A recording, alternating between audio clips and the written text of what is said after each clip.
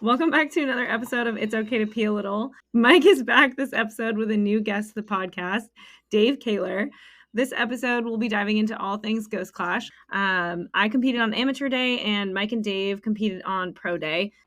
So for a little backstory for anyone who might not know, the three of us and a few fellow New Englanders, Travis Dyer and Sky Murray, traveled down to Miami. And Pat McGuire. Oh, yep, Yeah, thank how you. can you And leave Pat Pat? McGuire. Bobby I Hume. know. There's a bunch of New Oh, Englanders. Hume, yeah, there's Trey. a few Oh, New Englanders. fuck. Yeah, Wait, okay, hold on. So then let's back up.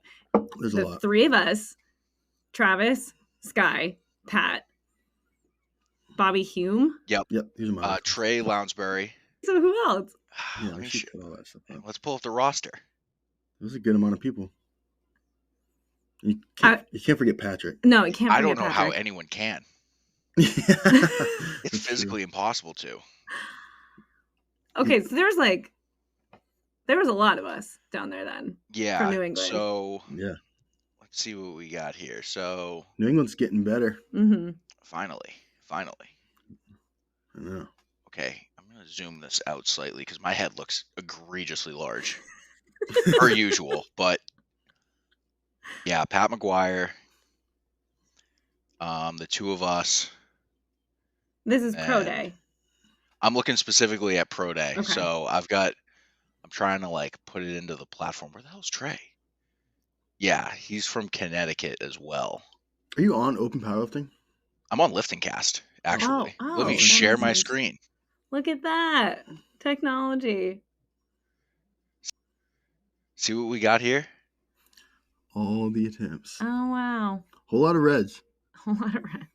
Yeah, had a lot there's of a them. few of these. Oh my You goodness. had one per. You're good. Yeah, that's usually what I do. Going 9 for 9 is very overrated. As someone who's never done it, I could say it's not I good. agree. I've never done it. I have never done it I either. went 8 for 9 one time. As long as I PR my total, I don't care if I go 3 for 9. I do yeah, not that's care. fair too.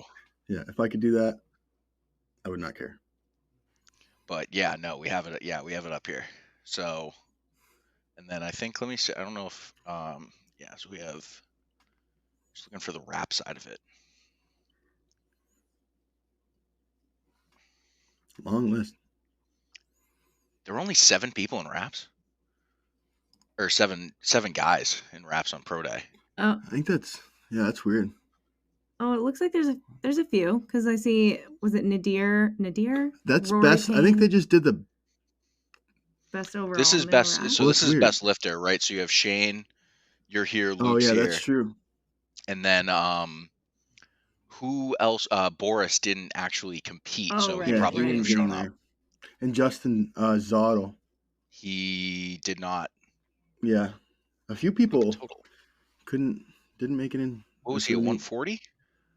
Yeah, Was he I in think sleeves? No, he was in wraps. He was in sleeves. Was he? Yeah, Justin he's listed in Zottel? Oh, sleeves yeah. here. Oh, Sleeves. Yeah. I thought he was in wraps. Never mind. Yeah. Anyway. At 870, Yeah, something like. heavy duty. Oh my God. So, Dave, before we jump into it, why don't you give us like a little bit of a background of how you got into powerlifting, and just a little bit about yourself in general. Yeah. So I did my first meet in 2017, I believe.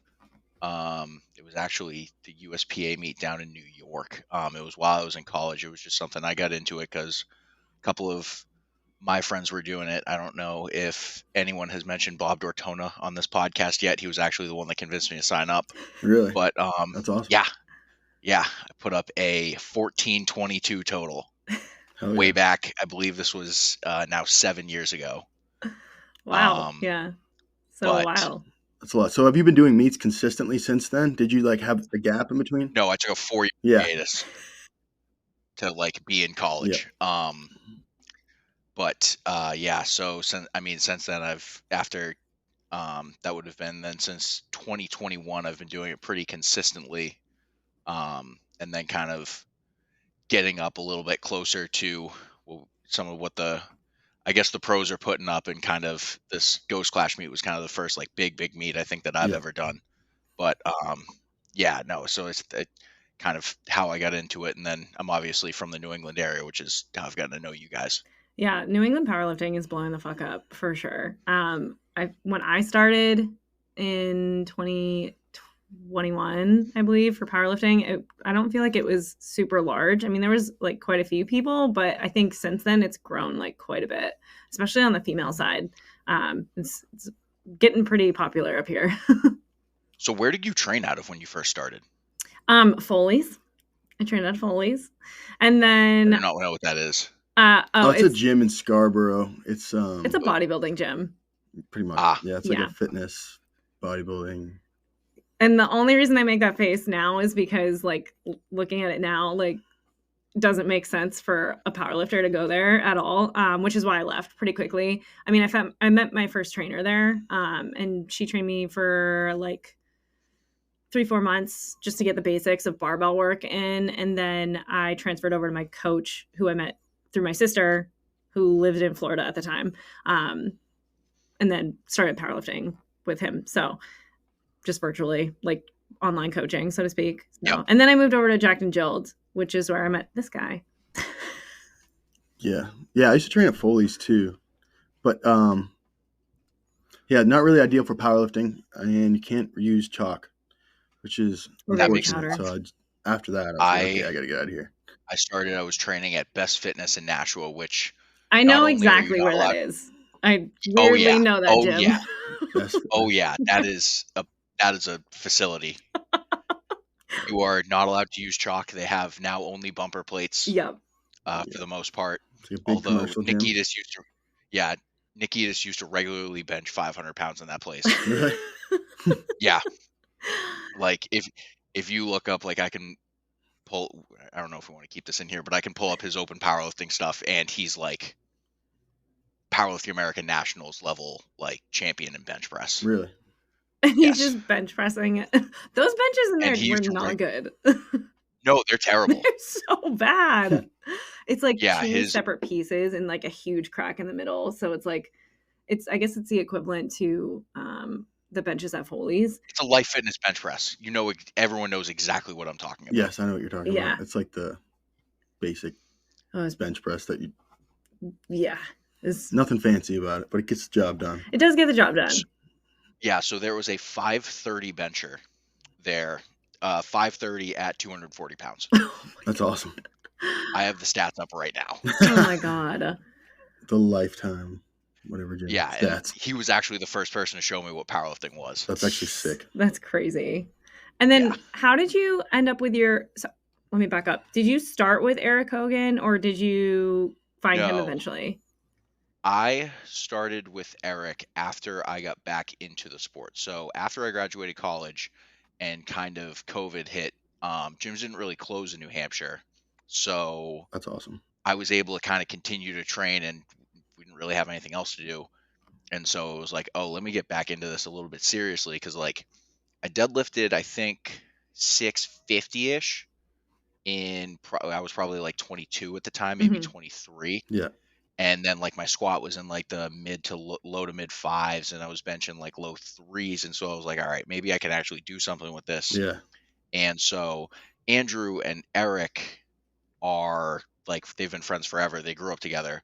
And so I had gotten to know Eric through just going to Andrew's meets or whatever, because he had powerlifted through college. And so that's how we met. And so I kind of knew him. And then as I signed up for a meet at Top Strength in Rhode Island, and I was like, okay, Eric, can you do like the peaking program of it? And I think we added like, even in like the 12 weeks, I think we added like 80 pounds to my total or something like that. Yeah, that's awesome. Like I had never pulled more than 650, and in 2 blocks I had absolute like ragdolled 705. That's great. That's awesome. Just because that's fast progress. I didn't really tell Eric that all I did was just like either singles or AMRAP touch and go deadlifts. Before? Yeah. Oh yeah. Every single week I would work up to an RPE 9 to 11 deadlift. 9 to 11. 9 to 11. I used to do that too. Yeah, like every single week, and shocker, I didn't make all that much progress. That's funny. That's what we did in college. Me and my Yeah, kids on the exactly. wrestling team, we would just do like deadlift Fridays, Oh, and we would just go in there and max out basically every Friday. And we'd fucking go get hammered after. Which Oh is my God. amazing while you're cutting weight. Yeah. Yeah. That's exactly what I want. As I am like, so you're like in a sweatsuit basically with like our used to have to do it too, where you're in a sweatshirt, sweatpants, you've got the ankles tied, you've got the wrists tied or whatever, so no air can get in, Yeah. and Keep that all right, sweat in I am there. so ready to max out. I don't know That's why, what we do but every Friday. yeah. It was the best. Miss Trunchbull just came to mind when you Not before described me, that. it's I don't know why. Oh You my said that, God. I thought of Miss Frizzle from the Magic School Oh Bus. my God, yeah. And she's just casually Who benching a shit ton. absolutely is on the sauce. Yeah, Oh right? She's my- got like 4 reds on. Yeah. So hard. Are you kidding me? 485. Miss Frizzle. Insane. That lady's blasted. I'm sorry. Yeah. Stop eating those allegations. I wouldn't be surprised. Oh my God. So, Dave, did you ever do meets with Eric at the USA or for USAPL, or were you I have strictly? never competed in the USAPL. No. I did. I've done 5 USPA IPL meets, and Mhm. then I've done now 2 in the WRPF. Yeah. So after they had their whole fiasco at the end of 22, it was right after I had finished IPL North Americans, and Yeah. then that's when I switched to the WRPF. I did that meet at Ghost Gym in Miami, and then that's what got me my qualifier to the Ghost Clash. And Yeah. I don't really Okay. plan on Yeah. changing feds anytime soon, unless like or something local opens up, like maybe Right. one of Luke's meets or something like that. Yeah. As you're wearing a WRPF shirt. Oh yeah, Yeah. What did you think? What did you think of that? Like the WRPF in comparison? Do you think it's So like obviously I think they're definitely like every single fed has like some problems or whatever, and I Yeah. think there's still some things that the WRPF is working out, but from what I've seen, everything is handled extremely well and efficient, and it seems like they would rather move, especially because they are trying to grow into our area. Like Yeah. I Mhm. actually got approved as I'm getting approved as a meet director I was just gonna ask to you about hopefully that. host something like late this year, early next year. And Yeah, like the requirements for that, they want to be very, very sure that you're not hosting a bad meet. Absolutely. Like you have to shadow directors, you have to be approved as a referee yourself. You need to know how to spot and load. So you need to know all of these moving pieces to even be able to get your own requisition to host a meet. And even then, they're only going to let you host like certain amount of lifters. You have to like before you host like a full size, like a 60-person meet or whatever, you have to host like a smaller one just Mhm. to prove that you know how to do it, Right. like all that kind of Absolutely. stuff. Makes sense. And even more so, like there's equipment. So like in the WRPF, like you guys know, you can do either a combo rack or a monolift. Yeah. And if you're going to do a monolift, you have to put one in the warm-up room for people to use. Mhm. So like Yeah. you need to make sure that you have the right warm-up equipment. You need to make sure that you have the right people to know how to work like all the technical sides of things. So like Yeah. they're really good, and it seems like they're focused on like expanding the right way as opposed to just getting into the area. Yeah. And then just putting anyone in charge. That's Exactly. Yeah. Yeah. Which I don't think that I've personally seen that happen. I'm sure it does. But given like everything that was happening with the federations not too long ago, especially with the USPA, I think like that's definitely a good move on the WRPF on their part. Yeah. So And I know they are just trying to get into the New England area. Yeah. yeah. But like because right now the closest is New Jersey. I was really. just They host a Yeah. ton I of was stuff. just thinking Yeah. that. So Because go ahead. I was because that's actually where I had to go to take my practical as a referee. I had to go all the way down to New Jersey Oh geez. just to take it at Iron Revolution, and they just hosted regionals over, and that was in New Jersey or whatever. But so they're trying to get up because I think they were able to get people from like Connecticut Yeah. and all that area to come Yeah. down, but you can't really get much further to go unless you're No. giving out big money. Yeah. Yeah. This is a money meet. Hmm. I had heard Travis Dyer was, I don't know how true this is. I might just be like totally going up the rumor mill, but I had heard he was trying to also get the WRPF up this way, just to have like more than the USAPL, RPS, and USPA. Yeah, he was signed up for. So they tried to host a meet in Massachusetts, Mhm. Yeah. and I don't know what there just weren't enough signups for it to be feasible. And I know like Travis himself was signed up for it, Right. It was actually 10 minutes from my apartment. Oh shit. But but like they just couldn't get enough people to actually sign up for it, so they kind of just canceled it because they knew that it wasn't really worth it. Yeah, that's unfortunate. I mean, this was my first WRPF meet. I've obviously like watched him compete at the American Pro, and I really like how they run things and like how the federation itself functions. So I'm hoping they come up this way. It would be nice to have variety. No, definitely. Yeah, like because I'm different not things exactly going looking up to here. travel every single time either. Yeah. Seriously, it'd be nice to do them. Not to just You just did 2 back-to-back meets in Miami, right? Yeah. Yeah, exactly. It's far, dude. It's a lot to get down there. Yeah. It's like you're taking a week regardless to do all that kind of stuff, and it stacks up. Yeah, it really does. So, if Titan hosted a meet, I would be the first fucking person to sign up. Exactly. It's your home gym. You want to compete in it. Yeah. Like, I'm obviously going to do it. Yeah. Because I had been to a meet at Jacksonville before that I wasn't doing. I was like, okay, this is kind of sick. Like, I want to do a meet here. Well, you know everybody. Like, I competed at Free State. I competed at Free State in 22, and it was awesome.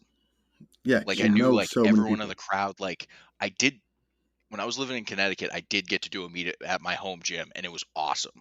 Yeah. Yeah. It's fun because it was like especially when you're competing for best lifter. Like, for some reason there were 7 people who put up a 500 dots in like a local ass meet, so I have no idea how the hell that happened. Yeah. Like some dude squatted 804, like the most high bar like John Hack shit you've ever seen. God. That's awesome. Yeah. I love seeing that. He took his warm-ups on bumper plates and just didn't care. Like like the dude squatted 585 as his last warm-up, made a 160-pound jump onto the platform. Jesus. And that was the only time, and that's when he put his equipment on. Oh my God. Oh my word. Some people are just nuts. Right. Some people can just do that. I mean, you made like a 40-kilo jump at the American Pro. 40 kilos, right? Something like that, just because I had to. Well, yeah, but still. I felt like I had to make that big of a jump. Let the record state that was not advised when you tried to do that this week. I tried doing it again, and they're like, no. I'm like, oh, I know. I was like, all right, I'll knock it down like 15 pounds. And I almost fell over sideways somehow. Oh my God. That's the beauty of us having the app. We can pull that up again if we need to. Yeah, that was the ugliest squat I've ever had. And I've had some ugly squats. We can pull that up. I can pause that and go right to your face. Oh my God. Exactly. I was like, I need this. I cannot fucking stop That moving. actually is what we can put the thumbnail to. Right? Oh my God. I can go on the live stream and clip that. And I knew like how ugly that was getting up. I was like, oh God, just give me. Listen, you still hit. Right? Yeah. Right. Got it. It was like, I just the need grindiest. 2 white lights. I don't even think grindy is the right word for that. It was something else for sure. But I mean, you were the only person I've. Oh, go ahead. I'm trying to pull up the live stream. Oh. I think it's on his Instagram. Did you put it on your Instagram? Yeah, I'm just like, I can do it either way. That lift was the only time I've ever seen someone misgroove twice and still hit it. Yeah, dude, I needed that. I was like, dude, I can't. Yeah, you refused it. I think you kind of refused to like fail that for your own safety more than anything. But right, yeah. I just needed that. I just didn't want to fucking only hit my opener, essentially. Yeah, that would just fucked me the rest of the day. Yeah. Yeah. That was rough. I was just trying to sink it, and then I got down there, and I was like, holy fuck, I need to get back up now. I think the very first thing I said to you when I saw you after, I was like, are you okay? Because like I wasn't sure if you would hurt yourself just based on how it looked. And I was like, oh my God, this that would have been absolutely rough if you did hurt yourself on that. Because it didn't hurt at all. I don't exactly know what happened. It just started going up sideways. Oh my God. Well, Dave, while you're looking for that, I don't know. Hopefully you can multitask. So you got okay, good. You got your invite from what did you say? The Ghost Strong. It was it was the Ghost Strong Summer Classic in July. Nice. So basically, when I switched feds, there was nothing in the area, and I wasn't really feeling like a drive to New Jersey at the time. Right. But basically what had kind of happened was I was looking. Miami was kind of the only thing that kind of showed up that was like of interest in the calendar, because like there were either things that I wasn't qualified for, or there were things that I didn't necessarily feel like traveling to or that I thought I was ready for. And so that one kind of piqued my interest, and I was like, okay, maybe like that'll be a little bit bigger just since it's at Ghost Gym, Yeah. and maybe I can kind of, throw my name out there a little bit Make some more. noise, And yeah. so, yeah, exactly. Go down And there, make some noise. That's like the best. so it was the main competitors there were myself, Jason Legrand competed as well. I know you competed with him at the American Pro. He might have been in sleeves for that meet though. Yeah. Who was it? Sorry. And Jason Legrand. Okay. Yeah, Jason Legrand. Yeah, I know who he is. He's at 242, right? Yes. Yeah. Yeah, he's done wraps and sleeves. And then Beautiful. there was someone named Keith Rudder who I competed with as well, who he trains out of his shed in Florida and has a full farm, and occasionally his bench press gets interrupted by goats, and it's pretty good. That's sick. 11 out of 10 worth of follow. Shout out Keith. God. He rules.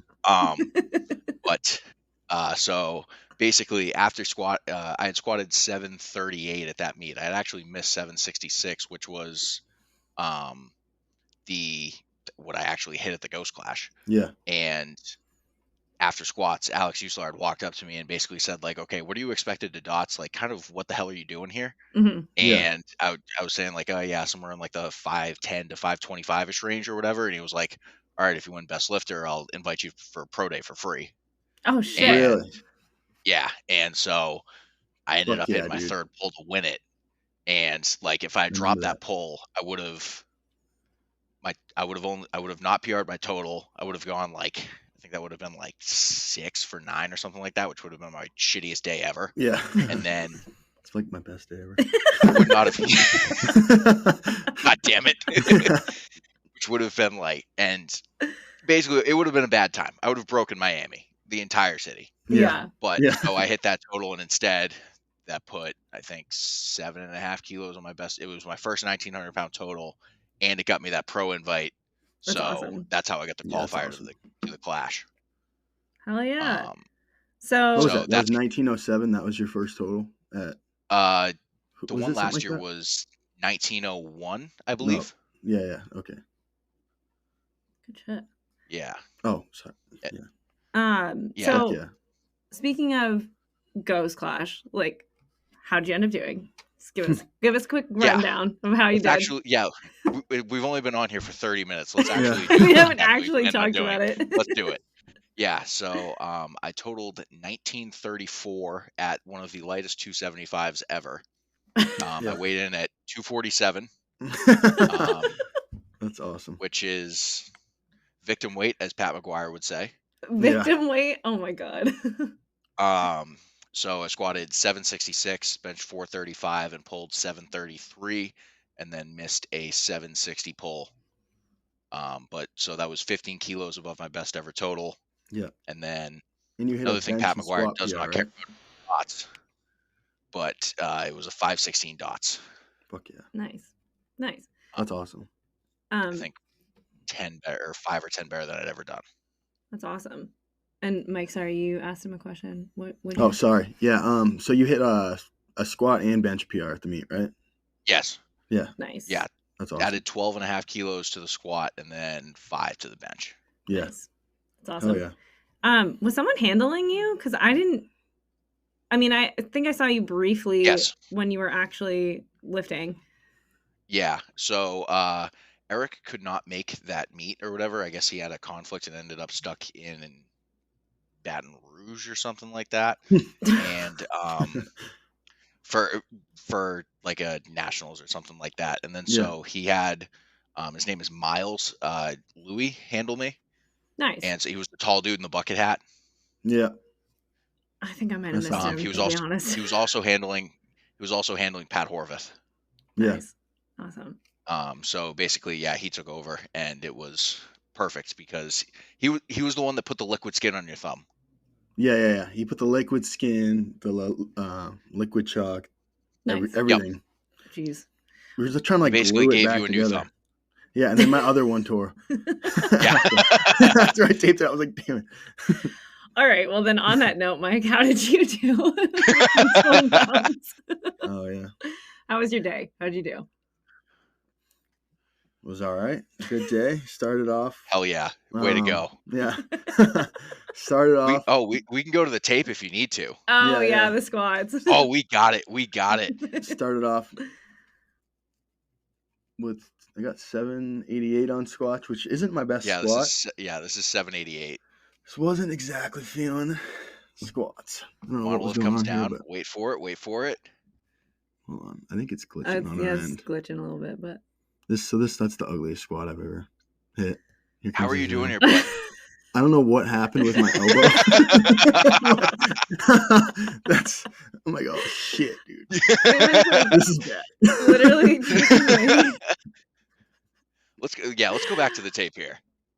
Yeah. It's kind of glitching on our end over here. Give it. It's 788, so it's not light. And gosh. And then I just like shoot off to my left leg at the top somehow.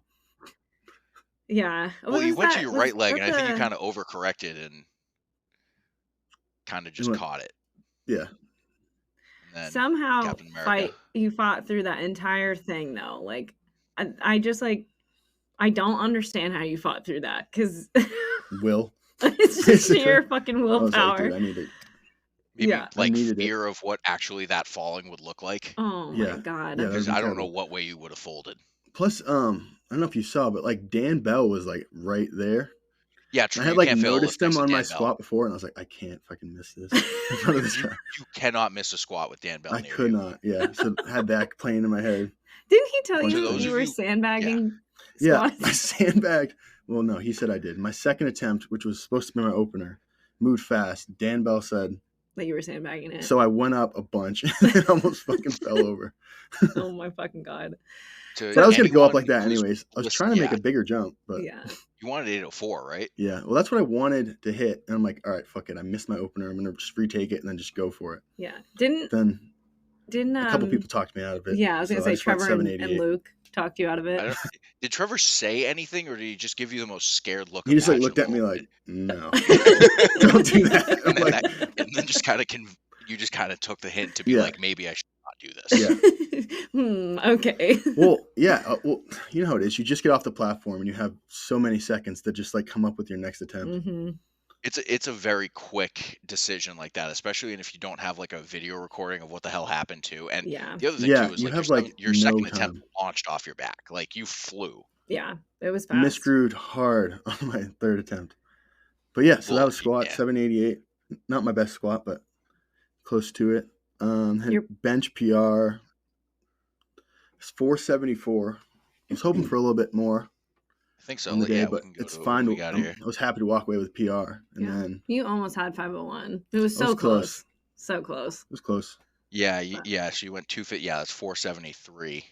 473. Yeah. Yeah. And then deadlift. That moved good. Probably could have went heavier on my second bench. Or not gone as heavy as my third, whatever. I mean, your jump made sense. Actually, you probably. Or your second attempt fucking flew. Well, yeah, I just wanted to take that PR. Yeah. As a meat PR and then go up. Yeah. But the way it moved, yeah, I was like, so we can actually. I got this. So yeah, here's what. So you went with the video. I love having this. This is awesome. Yeah. So yeah, you went 207, which is what is that? 458 to 470. Yeah, it's kind of a big jump to take, but I mean, like it is also 500. But that's like what I do in the gym. It is. I would take a bigger jump than that in the gym. It's kind of crazy. No, but it was but like this jump is also not that much. Mm-hmm. Because like I know you opened at 4. Yeah, you opened at 458. 457. Yeah, and then you went to 474, and then we're like, nah, fuck it, we ball. And then you were like, gonna go to. You're like, no, like I'm not. I went a little bit heavier on my second, but either that or gone like with a lighter opener. Like open at 200 keys. That's usually like what I do. Yeah, open at 200 keys and then go to 474. So yeah, go 441, 474, and then you can take 502. Or as opposed to like trying to. That's true. All right, it's time to go. Let me. That's kind of like basically what I would do in the gym, though. I would go like 455, 470 something, and then I would do like some pretty whatever my highest thing was, for whatever reason. What's the most you've hit in the gym? 4. For bench. 495. Yeah. This is the most I've ever tried. And then I tried 501. Didn't quite get it, but I mean, 495 moved pretty good in the gym. Well, yeah, it's easier to bench in the gym. Obviously, yeah. When you're fresh and you haven't just like squatted and right. You know, there's a lot of things going on. Yeah.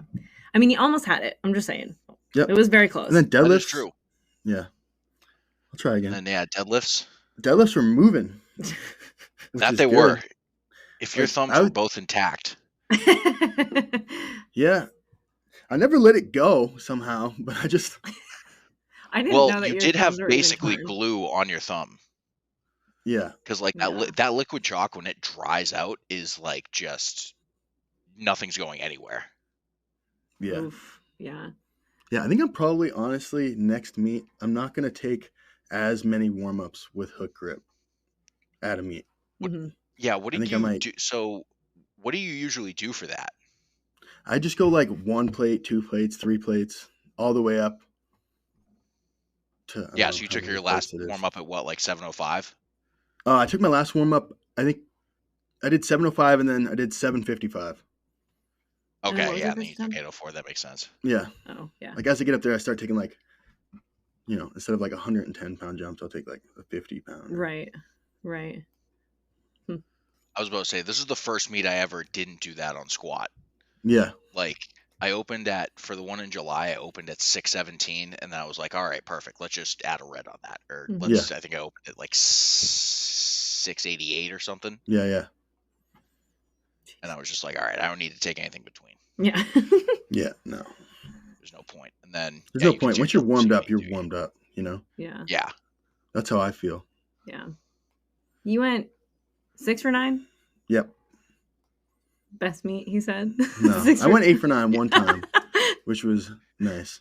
But that was at Jacked and Jilled. Yeah, that was at Jacked and Jilled. I went 8 for 9. I had like You were one thrown up series of PB&Js away from a perfect day. Yeah. God. Oh my God. I still can't believe you did that. Like throwing up right before a fucking bed. That was the first time I ever met you. Yeah. Was it really? The first time you had met in person? Yep. That was the first time I've ever met, I think, either of you in person. Yeah. Actually, Dave, super funny. I have pictures from my first USAPL meet, my very first meet, and you were spotting. I think you actually gave me a handoff on one of my benches, or all of the benches actually. But I was like looking through just to like go into the archives of lifting, and I was like, oh my God, that's Dave. What meet was this? It was oh my God, USAPL. The Maine something. I think it's a Maine state championships from like 2021, I believe, is like July. I got it. Yeah. Everyone say hello to Belle. Hi, Belle. Give me a second on this one. Oh my! Belle is getting very, very antsy. That's all right. Dave, you're looking small on this, man. Dude, leave me alone. I'm down 10 pounds of meat. Oh. But yeah, you can see Belle she likes your toy. Hi, buddy. They're so cute. Yeah, so you've put on some pretty serious size in a few years. If you guys look at my open powerlifting, I weighed in at 201 for my first meet. There's Bobby too. Oh my goodness. Are you pulling up the pictures from your first meet? I have them on my phone. I sent them to you. Oh my God. Spotter. I am the back spotter in everything. It is very funny because I end up. Yeah, I don't recognize that person. Yeah, that's not this. Yeah, that's not the same person. Oh my God. That's insane. Yeah, you look like you fucking put on 100 pounds, basically. I put on like at least like. See, anytime I see those pictures, it's hilarious because I'm like, I thought I was big then. Yeah. Yeah. And it was like I bet you guys are both the same. Where it's like I thought I was like had muscle then, and then it's like 5 years later I ate that person. Yeah. Yeah. I feel that too. I like see old pictures of myself and be like, damn, I thought. Right. Like I thought I like was if this was big. if that was 2021, I weighed like 225 there. Really? Oh my God. Yeah. So now I am 35 pounds heavier than that. That's insane. I've actually put on quite a bit of weight. It all went to my head too. Apparently based off of this. It's all on your head. Yeah. It just my cranium just tripled. You had to get like the extra wide headphones. Oh my gosh. It's just that many COVID booster shots, and now my head is this big. the Bose double wides for the head. Oh man. Boosters. That's Johnson & Johnson's going to have me assassinated for that. Yeah. Right? The fuck? Why was I wearing my belt so high? Hey, there's nothing wrong with that. Oh, that's right. You wear your belt very high. I forgot. I have no business wearing it at basically where you would wear a bra, but I do it and it works. Yeah, we have a guy on my team who wears his belt super high too. Oh, Jojo? Jojo. Yeah. All the big dogs do it. Maybe. I don't know. He wears it high. Like maybe even a little higher than you. Yeah, it is. He wears it on like his thoracic spine. He wears it like way up. Super support. Okay, so the reason I do that is because I have a pot belly. And so if I wear it at the top of it, it's like right where my abs are. And so when I brace it, it doesn't pinch anything and move anything around. Ouch. Yeah, makes sense. So it's like if you have like a leaner physique, like Mike, you don't have that, or like anyone who's like a little bit, even if they're like larger, even if it's like they're skinnier, usually they can wear it lower and they actually get more brace out of it. But because I have whatever weird build I would like to describe myself with, that's where I can get it the tightest. Yeah. Nice. And sense. So like I brace hard, like I have snapped buckles like off of the belt because like you're just bracing that hard. Brace that hard? Jeez. Yeah. That's awesome. Why do you think my nose bleeds like crazy? I was going to say, I feel like you've never had I've never actually had a nosebleed from lifting. When it happens, I expect to be the first person you know. What's that? I said, when that happens, I need to be the first person to just take a video and be like, oh, it happened. Because like people will people will tag me in videos on Instagram because they got a nosebleed.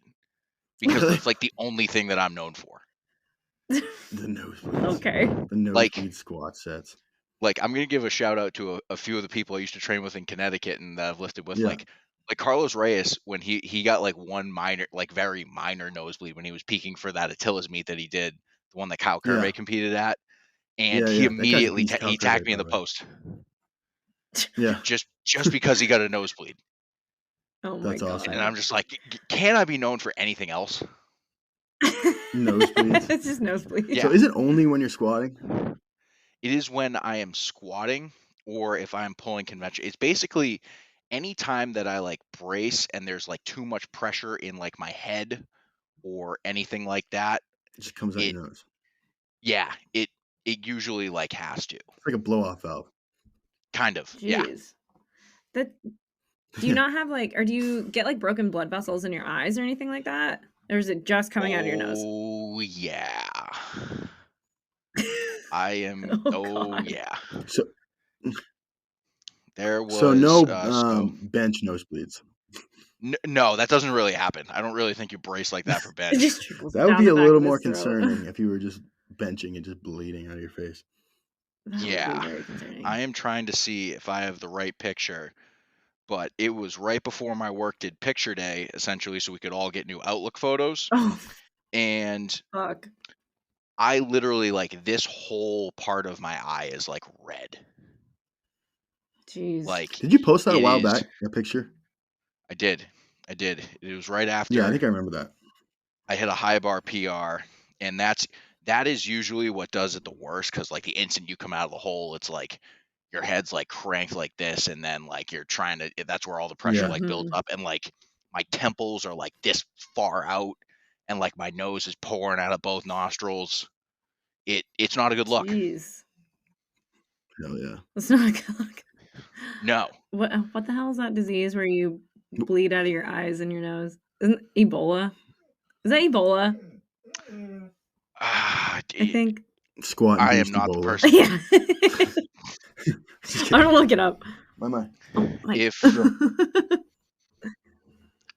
If all I got out of this was that when I squat I get Ebola, then something is wrong.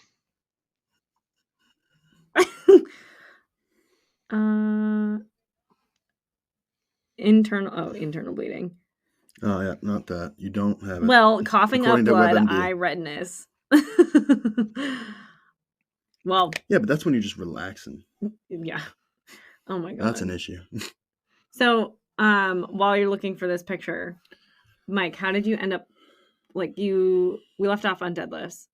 Yep, deadlifts. Went 804. Went well. 848. Tied my meet PR. Went well. I was like, all right. I'm in the meet. I got a new total PR. I was like, I'm just gonna go for like, I thought I could hit 400 kilos, 881, because I pulled 865 in the gym when I was like very fatigued from. Mm-hmm. So yeah, was that 885 or 865 in the gym? The one you hit in the gym. 865, but I had to get you probably saw it. The security footage. I like messaged Duke and I was like, dude, I was like, I need you to check the security footage for me, because my phone, I have like no space on my phone because I have a million videos of lifting and like a million videos of Maya. Yeah. And I just don't want to delete the videos of Maya. That's valid. That's valid. Yeah. So yeah, I've run out of space all the time. Ran out of space as soon as I was going down to grab the bar. As you were went over to the phone. Didn't get it. So I deleted a bunch of stuff off my phone and then tried it again. Tried it again. Did not get it the second time. Wait, you pulled 865 twice just to get the footage? I tried getting it a second time. Man. Well, I did it and I sent it. I told Greg, I was like, dude, I swear to God, I just pulled 865, but my phone didn't record it. He's like, you think you could do it again? I was like, yeah. I didn't say yes. I just tried again silently and didn't get it. So I just told him. Wait, did you? I didn't say anything about it. You tried it again silently? Yeah, I just didn't tell him I was going to do it. But I was like, if you feel like you can. You didn't respond and you just asked for forgiveness, not permission. Yeah. Basically. Oh my God. Did it. I didn't tell him I didn't get the second one. I was about to say he has a ton of strong lifters. He is the only coach I know that would ever ask you if you think you could do it again so we can get a video. That's not a knock to him at all. He has a bunch of houses on his team, but I cannot think of very many people who would be like, "Do you think you could pull it again?" Yeah, he's fucking awesome. I love him. Oh my freaking God. So I was like, fuck it, I'm sure I can. So I tried it, and it just, it was realistically speaking, that was a reasonable jump too. It was like you hit 848 pretty easily. Yeah. So it flew. Tried it. Yeah, it made sense. It made sense, and it's like you came pretty close. Yeah. Got close. I think I just got a little bit out of positioning. I think I was worried too much about my hands. Oh yeah. That's one of the things that kind of sucks, especially if you're like a hooker puller. Sometimes if you get like a hand tear, like you're worried about your grip starting to go. It's like you think about that, and then you fuck up like your technique. Yeah, you that's fuck up thing. Something down the road. If you're a hook gripper and your thumb's like torn or whatever, it just adds so much like stress. It's the only thing you think about. You're like, are you fucking serious? Well, and you went all prep without tearing your thumb. Yeah, I haven't torn my thumb in like almost a year. Yeah. So that's why I was like not worried about it at all. Get to the meet, it's like that bar was sharp as hell. It was brand new. Yeah, it was brand new. It was that I remember Alex had posted something about that, how they were literally looking for the sharpest one they could find for all the hook grippers. Oh my God. I think he had one of his people at his gym like try out a few of the kabukis, and they picked like the black oxide one that they had, which it looked cooler than any of the other bars I've seen. Like it looked sick. Cool. Yeah. Dude, I've seen a white one. I think I've seen the white deadlift bar. I'm not sure. I've seen white, and so Titan has a blue one, but you can't use those. They're called I think they're called Cerakotes or Caracotes. I don't know how to pronounce it, but you're not allowed to use those bars on the platform in the WRPF. Yeah, it has to be either like black or silver, right? It has to be like your standard, like your steel, like your uncoated, or I think it has to be like or it has to be like your black oxide one. Well, I mean, it makes sense. Like if you think about it, that stuff, like they're scraping the bars quite a bit, so you don't want that shit coming off. That coating wears. Yeah, and like that's just. I couldn't imagine like letting go and like ripping my hands and then seeing like a bunch of shit in there. Like that would be rough. Yeah, because the other like if you've seen some of the like the other feds like for the equipped stuff too, like some of the bar they'll have like a green bar or like I don't know how there's so many American flag themed barbells. There's a lot. It just seems like so much work. Yeah, it does seem like a lot. Like that's a very small space. Oh my God. Yeah. So, Mike, you placed second in your weight class? Yeah, second at 242, behind Luke Tolman. Just Luke, right? Yeah. Behind Luke Tolman. He's good. He's a stud. He was going for 1,000 kilos for his third deadlift, and he just barely. I was about to say, I'm looking at it. He got like 2170 or 2180, something like that. Yeah, his bench is crazy. Dude, I was not expecting him to bench that much.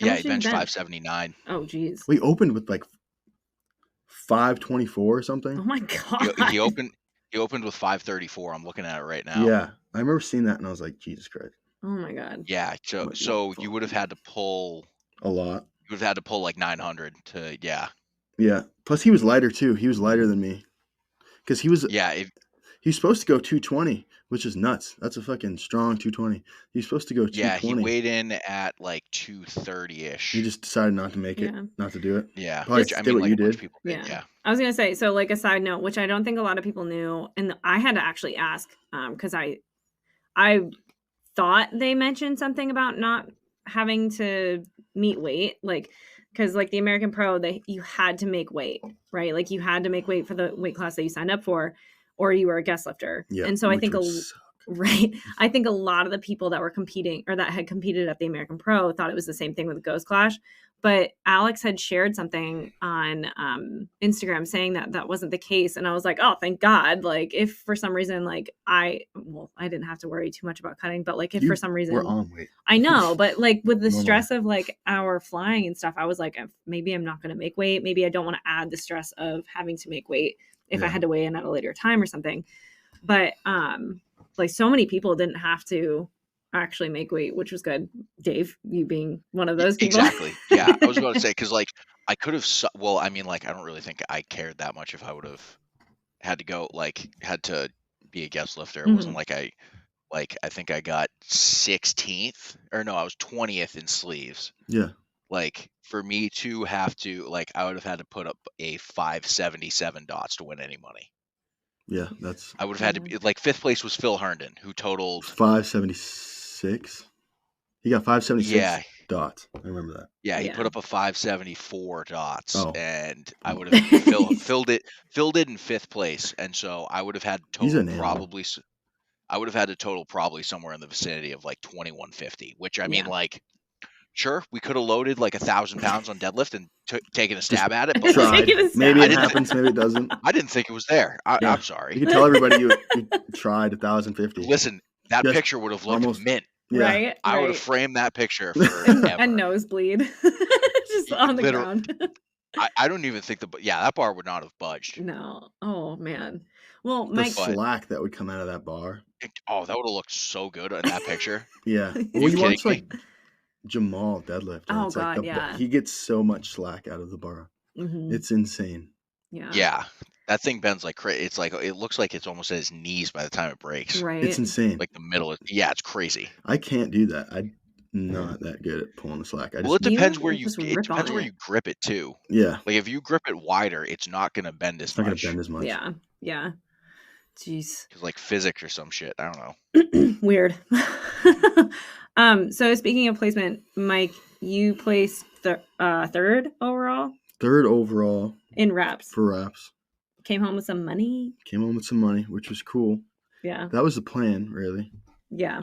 Well, that was win money. That was the goal, was to go down there and just try to, I don't know. I wanted to place high, obviously, but then I saw like the prizes and stuff, and I'm just like looking at the other people in it. I'm like, okay, maybe. My goal was just the podium. I was like, that would have been sick. Mm-hmm.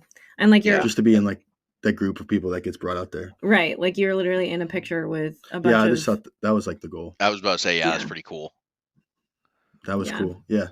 And it's like, I had a guy in my weight class, Boris, who is really fucking good. He has like a 2,200 pound total. Yeah. And he's a light 242. He weighs in light, but he got hurt. He tore his quad in the warm-up run before. Which is too bad. That sucked. We saw it happen. Yeah, that's rough. He would have probably gotten. He would have probably been competing with Shane. He would have been competing with Shane Haller. Yeah, he probably. Let me look him up. Boris is fucking really good. Yeah. Because Ghost had like a ton of international lifters there, which was pretty cool to see. Yeah, that was awesome. Yeah, because like especially on the women's side, there were a bunch of Boris would have been competing with Phil. With Shane. Yeah, Boris had a 612 dots is his best. Oh my god. Yeah, which he did in. Oh my god, we're older than Boris. Yeah, isn't that nuts? That pisses me off so much. Yeah, it's insane. He got a 1,012 damn it. and a half kilo total at his last. Yeah, and he did it in the ABS, which is that Fed is legit. Yeah, that's legit over there. He won the ABS Pro, whatever it was. Is he Bulgarian? Yeah, Bulgarian. He weighs like 230. He weighs in at 104 kilos. Yeah. That's nuts. Which is insane. Yeah, he weighs in. He's weighed as heavy as looks like 250. Yeah. And then when he was alive, it looks like it was for the IPF affiliate, so it was a 2-hour weigh-in, so he probably didn't cut at all. Yeah. And then it looks like he gets down to like 230-ish. Jeez. Which is unreal. Must be nice to not have to cut too much. I mean, he's probably cuts a little bit. Yeah. To get down to that. But you said that he was like posting pictures of like drinking beers. Not beer. Well, like a beer, right? Well, it was nice. He is Bulgarian, it's so like he was because he was able to chill on the beach, relax, not have to cut any weight, which seems like a lot of fun. You know. Well, if you think about it, if you just get hammered on the beach, you're gonna lose a lot of weight. Yeah, true. You will sweat it out. You drink those hangover abs are different. Like booze. Yeah. Oof. Those hangover abs are different. That's probably the secret to making weight. You wake up and you just you're carved up. You're like, oh yeah, I gotta do this more often. And then you're carved up. You're shredded. Like that might be the way to make weight, actually. Oh my fucking god. Jeez. So I have a couple questions that I wanted to run through really quick with you before we get to the end of the podcast. And I think Mike said that he has a couple questions as well. Yeah, real quick, actually, Sam, what about you? How did you do at the Ghost class? Oh, yeah. I was about to say, walk us through, because you competed before all of us anyway. Yeah. You haven't told us. I was about to say, walk us through like how the amateur day went, because yours was different, because you had 2 sessions where we had 1. Yeah. Yours was you weighed in at a different place entirely than where we weighed in. A bunch of stuff was different. Yeah, it was like a totally different meet. I mean, like even the atmosphere in comparison to like your day to mine was to your guys' day to mine was a lot different. I'm sure the atmosphere for the morning session and the afternoon session was different too. But I mean, overall, I did really well. Every time I say this, like I get like a little like, really, Sam, look from a few people, but like obviously like you put so much pressure on yourself to want to do like to hit a certain number, and when you don't do that, it's like obviously disappointing. But I had a total PR of like 11 pounds, 12 pounds, something like that all came from my bench. I matched my squat PR and my deadlift PR. So I ended with a 336, I believe. 330. The fact that I have to look it up is so bad. Let's go to the tape. Right. It's 336 on squats, which is again a matched PR. It moved really, really good. I wanted to PR my squats so badly because they've been going really, really well in prep. So we went for, I believe it's 253 was my third attempt, and I just pitched forward on it and just could not get out of the hole. And it's not something that I usually do on squats. So it was like 253 or 353. 353. Or maybe it was either, I can't remember. What were the colors on the barbell? The fact that we all do it in kilo too. Hold on one second. Let me look. The fact that I can just pull up the tape right here. Right. I should say it. I always know exactly my attempts exactly. Is it 150? Is it like, what is it, 160? Well, just go down to your, it should say, shouldn't it? No, I didn't put it in here. Because I think it was like it's also I don't pick my attempts. Like my coach 345 was it? My coach picks them for me. Yeah. Open powerlifting. Let's see. I got it right up here. Yeah. You hit what? You went for 157.5, which is 358. Oh, okay, yeah. So and then you had high hopes. And then you hit 140, or so So you hit 336, and then it looks like, or you went for 348, or I think that's 348. Yeah. So you went. Yeah, which I've hit like well. And so the fact that like I pitched forward on it is obviously like super disappointing. Like knowing that I was coming for like a squat PR. Like that was like my biggest goal of this entire meet was to have like a really good squat day. I mean, at the end of the day, I did have a good day in terms of squatting. So like I really can't complain about it. But again, like just going back to that whole like you train and like prep for something and have like really good expectations of it and then just it's not there. It's a little shitty, but I weighed in at 130, which is lighter than I normally weigh in. With the stress of flying and traveling through that nor'easter, I think I didn't even have to really cut, which was terrible. So it was like a little bit of an adventure going into it, but like we finished squatting in 36 minutes for my flight, which that's actually bizarre. It's so that's very fast. Crazy. It was so fast. Like by the time I was actually too fast. Because like by the time I was like done squatting, I was like, I just squatted. I just failed my third squat. And so I'm like trying to wrap my head around it. So it left me feeling really fresh for bench, which bench had a glorious day, which I never have. I ended with 159 on bench, which was awesome. I've been stuck at 148 for fucking ever.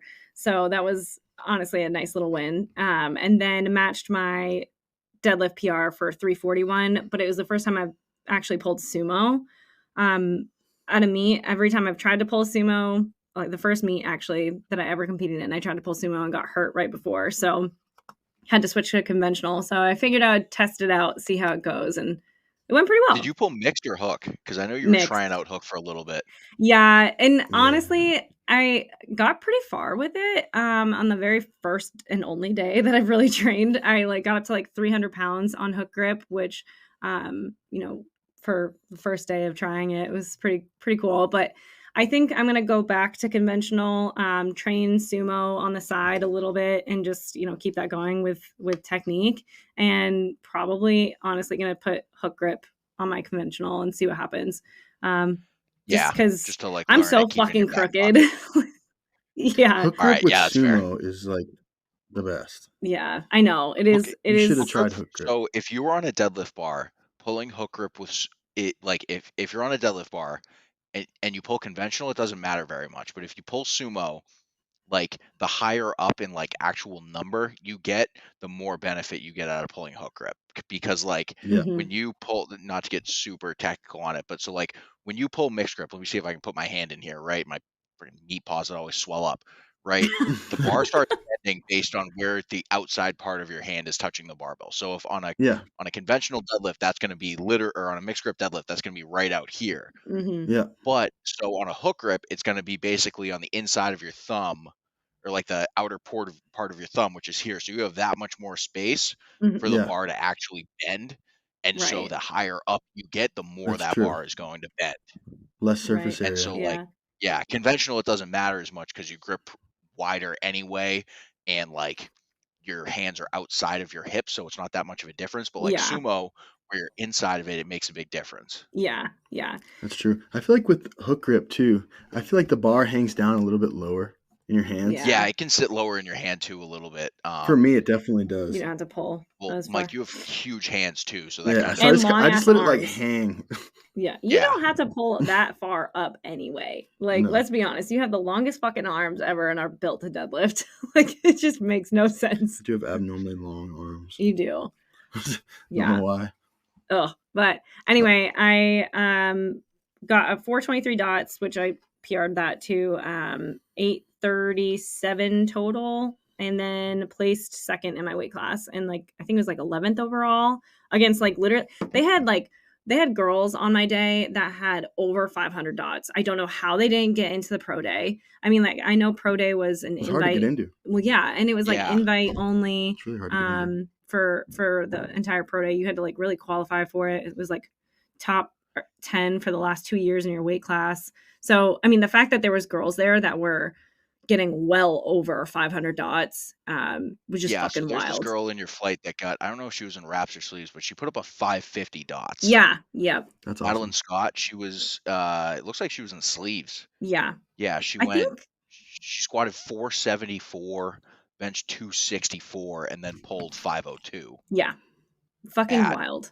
At 165. Yeah.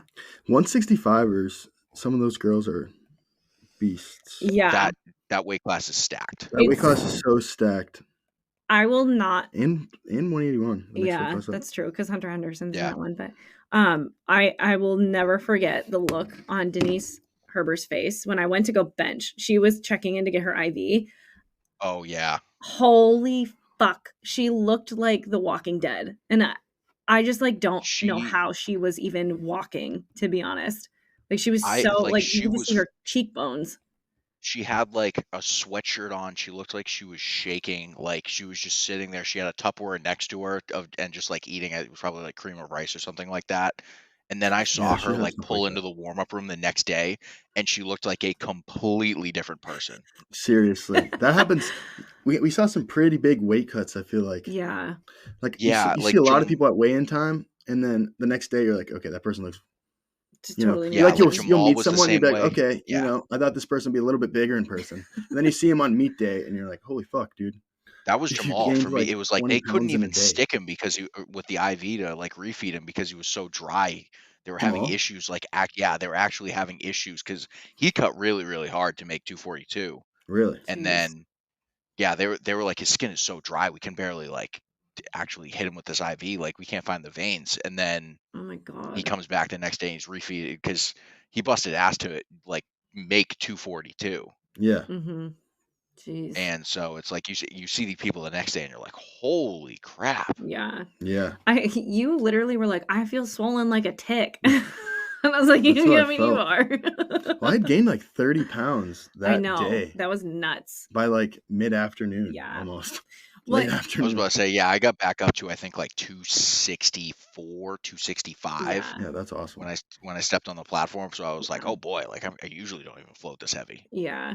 Just to like give some background for people who don't know, these guys weighed in while I was competing. And I told Mike during that time, I was like, I don't care. Like, don't come to my meet because like obviously I didn't want him to like waste energy cheering me on when he could watch me on the live stream. And like, he's obviously like, I had my coaches there. It's not like I was by myself. And like, obviously this meet was like a huge deal for him too. So I was like, this is just as important to you as it is to me. Like, go refuel, go take care of yourself, and like, make sure that you're like getting what you need to done. And we'll have a good day. Like I was done by 2. So yeah. Well, like the only lifts I wasn't at the meet for you was deadlifts, right? Which just like me and Dave were there. Yeah, no, I know. I was about to say, we were getting our IVs while you were benching. Yeah, we were weighing in, we were getting our IVs, we're doing all the things that you have to do. Right, but I mean, like we were there, you can hear everything happening, you can hear who's coming up, but like you can't see it because we're like basically on the other side of the platform. Mm-hmm. Yeah. To me, though, I was like, don't stick around. Like that's basically what I was getting at. Like, don't stick around and like cheer me on just to like cheer me on, like get the fuck out of here. Go eat, go refuel, like and then we went out to where did we get breakfast? Denny's, dude. Yeah. Oh yeah. We had Grand Slam. How can you forget you about destroyed your Grand Slam. Yours was gone in like 3 minutes. Okay, this might have been the most impressive thing that happened in the entire weekend. I'm sorry, Denise. Your deadlift was insane. Some absolute work was put in on this Grand Slam. You destroyed it. Dave showed up late and we're like, kind of just finishing up our food. Wait, who was with you? Me, it was me, Luke, and Landry. Yeah. Okay, and so I was behind in the IV station because I was like last to go up because I kind of forgot to like sign in or whatever. It was just me. Yeah, you're just hanging out there. It was me and I think it was Luke Tolman, and we were just like, how the hell do we do this, like or whatever? Because I had an appointment for 9:20 with them. But I guess they threw that out or whatever, and they were just like, oh yeah, just check in here, and which I didn't do.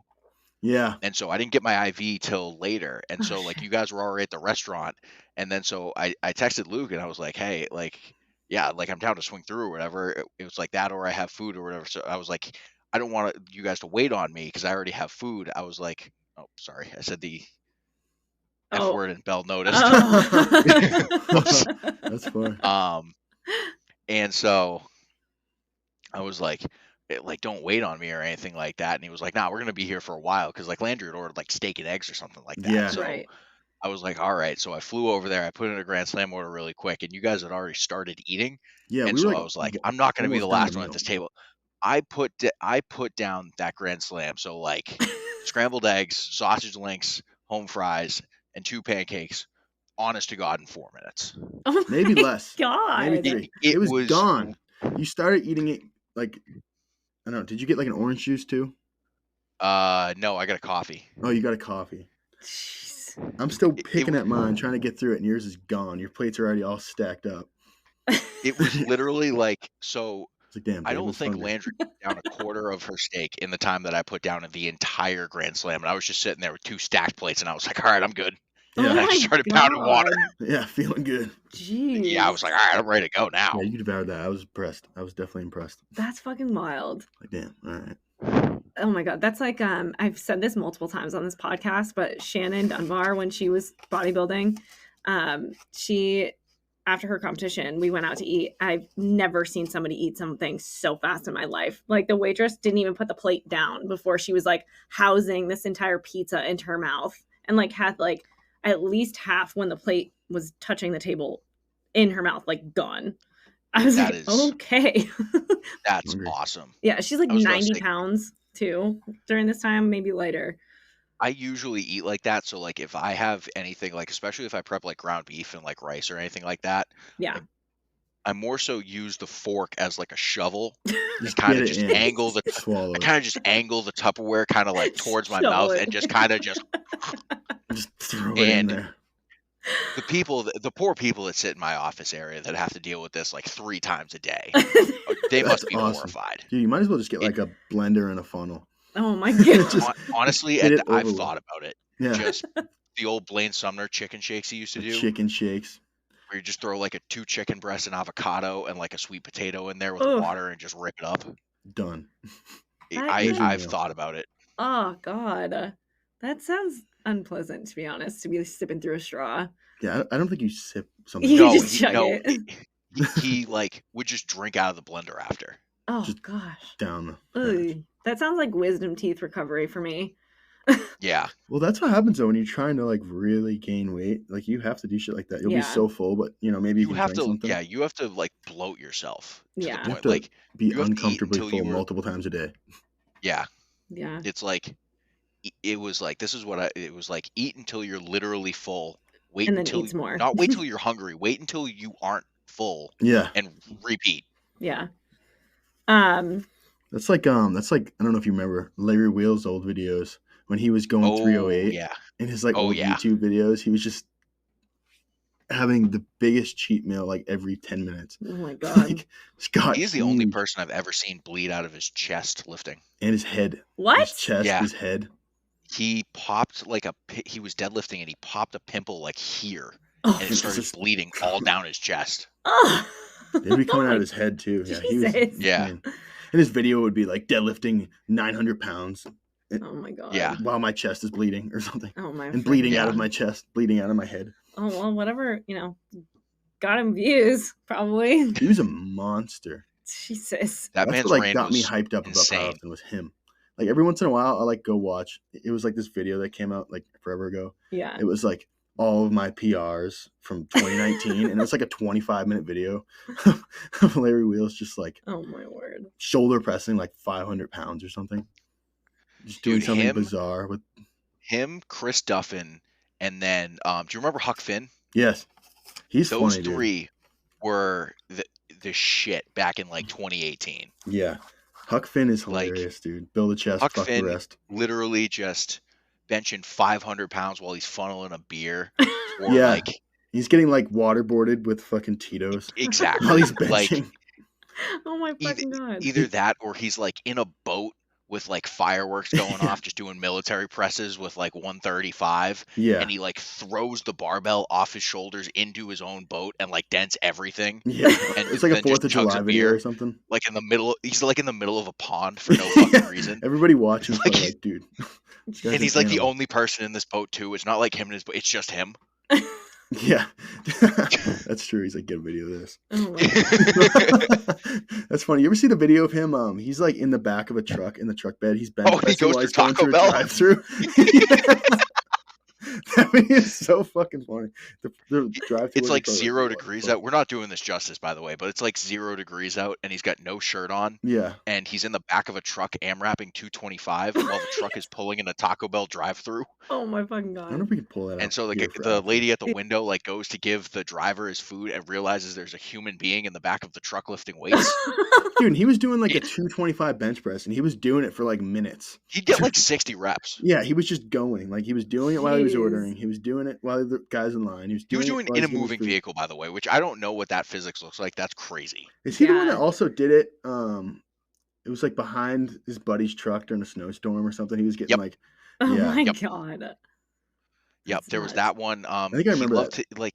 He also loves like WWE. Yeah. And so like he'd have people like break folding chairs over him or I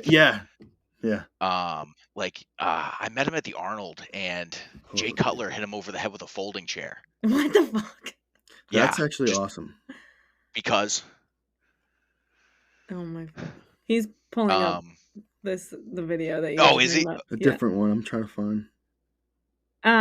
While he's pulling that up, I figured we get to the questions that came in because there were actually wait, I have a couple questions for probably both of you on that because this is something that was different from how like on the equipment and stuff like that. So did both of you squat using those Rogue monolift hooks? Yes. Yeah. For most of prep? I know that you went in. I know, Mike, you dropped into that one place for your like last squat, but yeah, LA strength.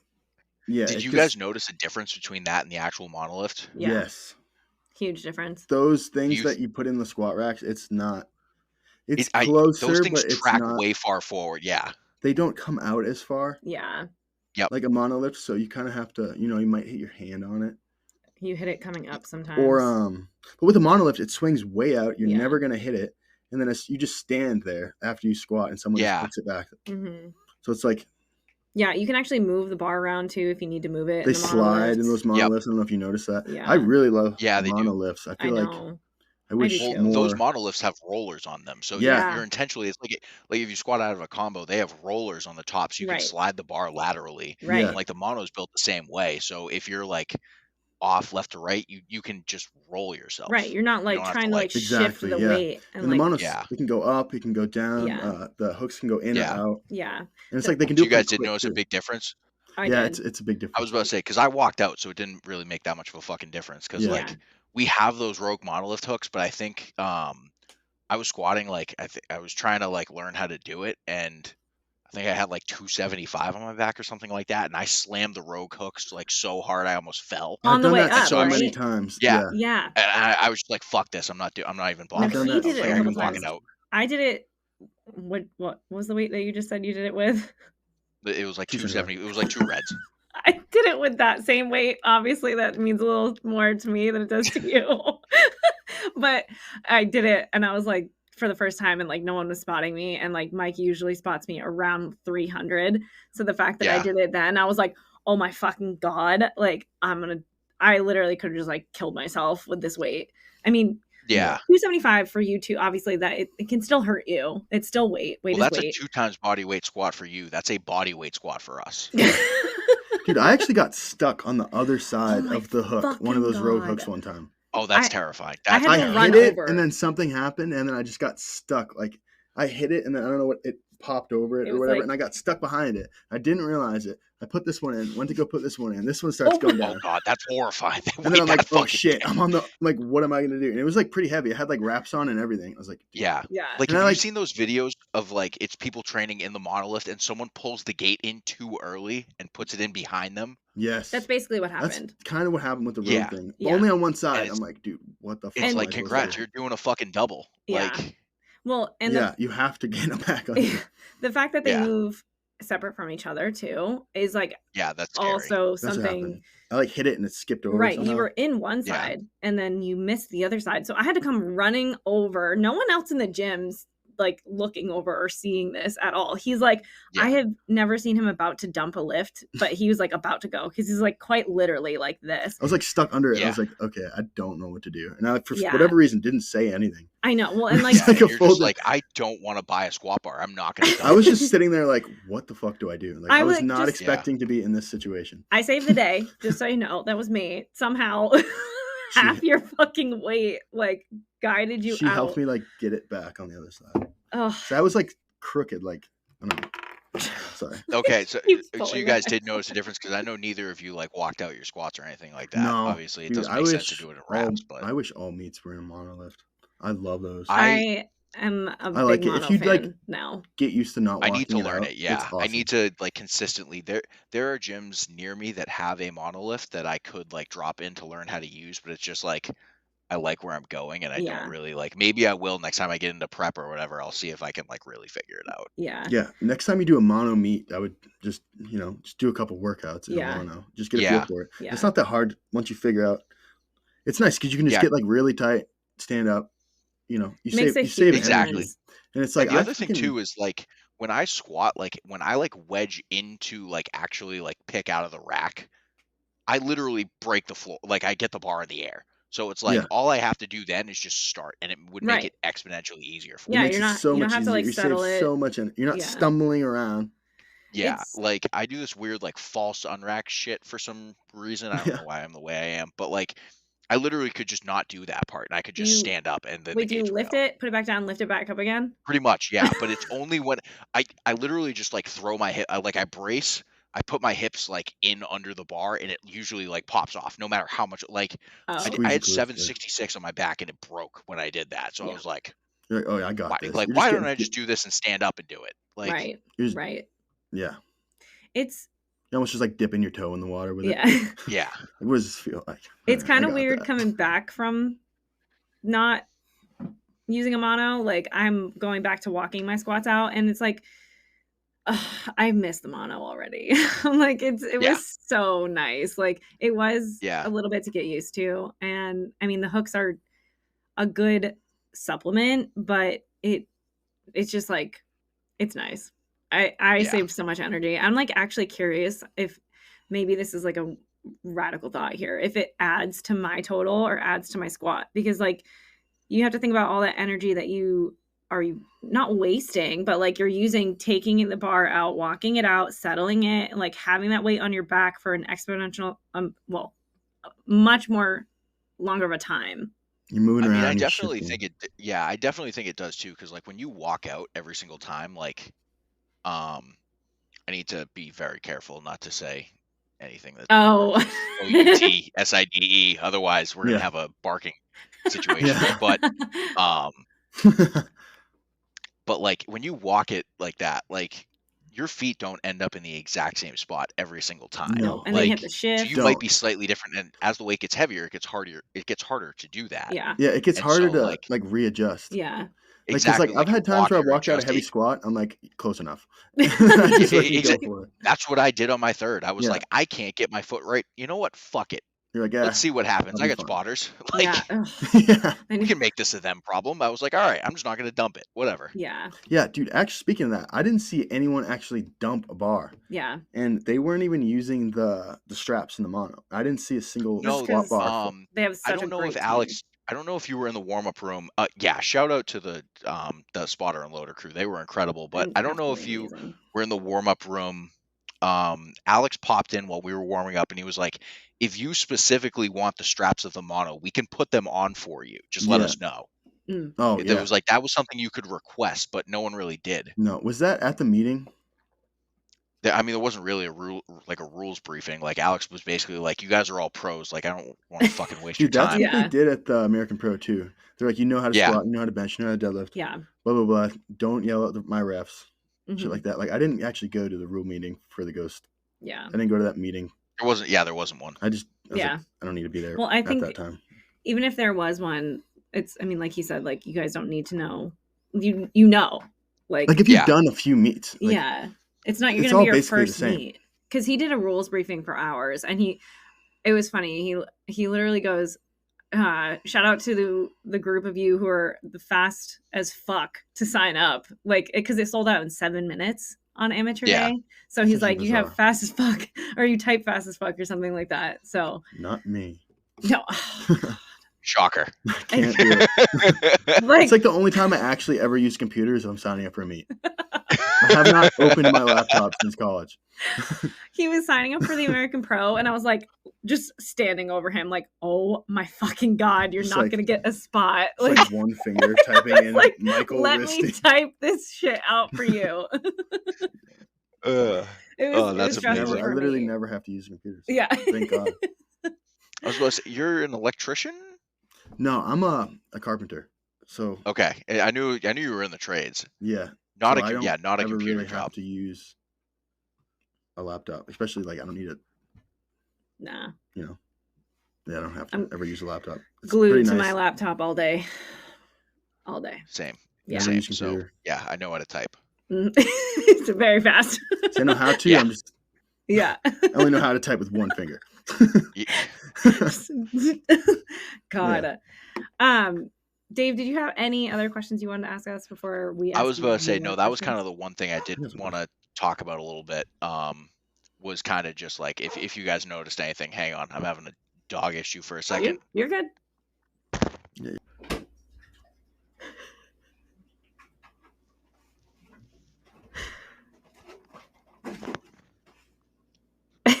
He's getting... Dog has been fed. Oh, yeah. We can't be late on that. He's getting more milk. No. Awesome. Hell yeah. Yeah. I will physically pick up Belle and put her in front of the camera to get her. Is that what you've been drinking this entire podcast, Mike? Is just you've been having a nice glass of milk? A couple glasses of milk.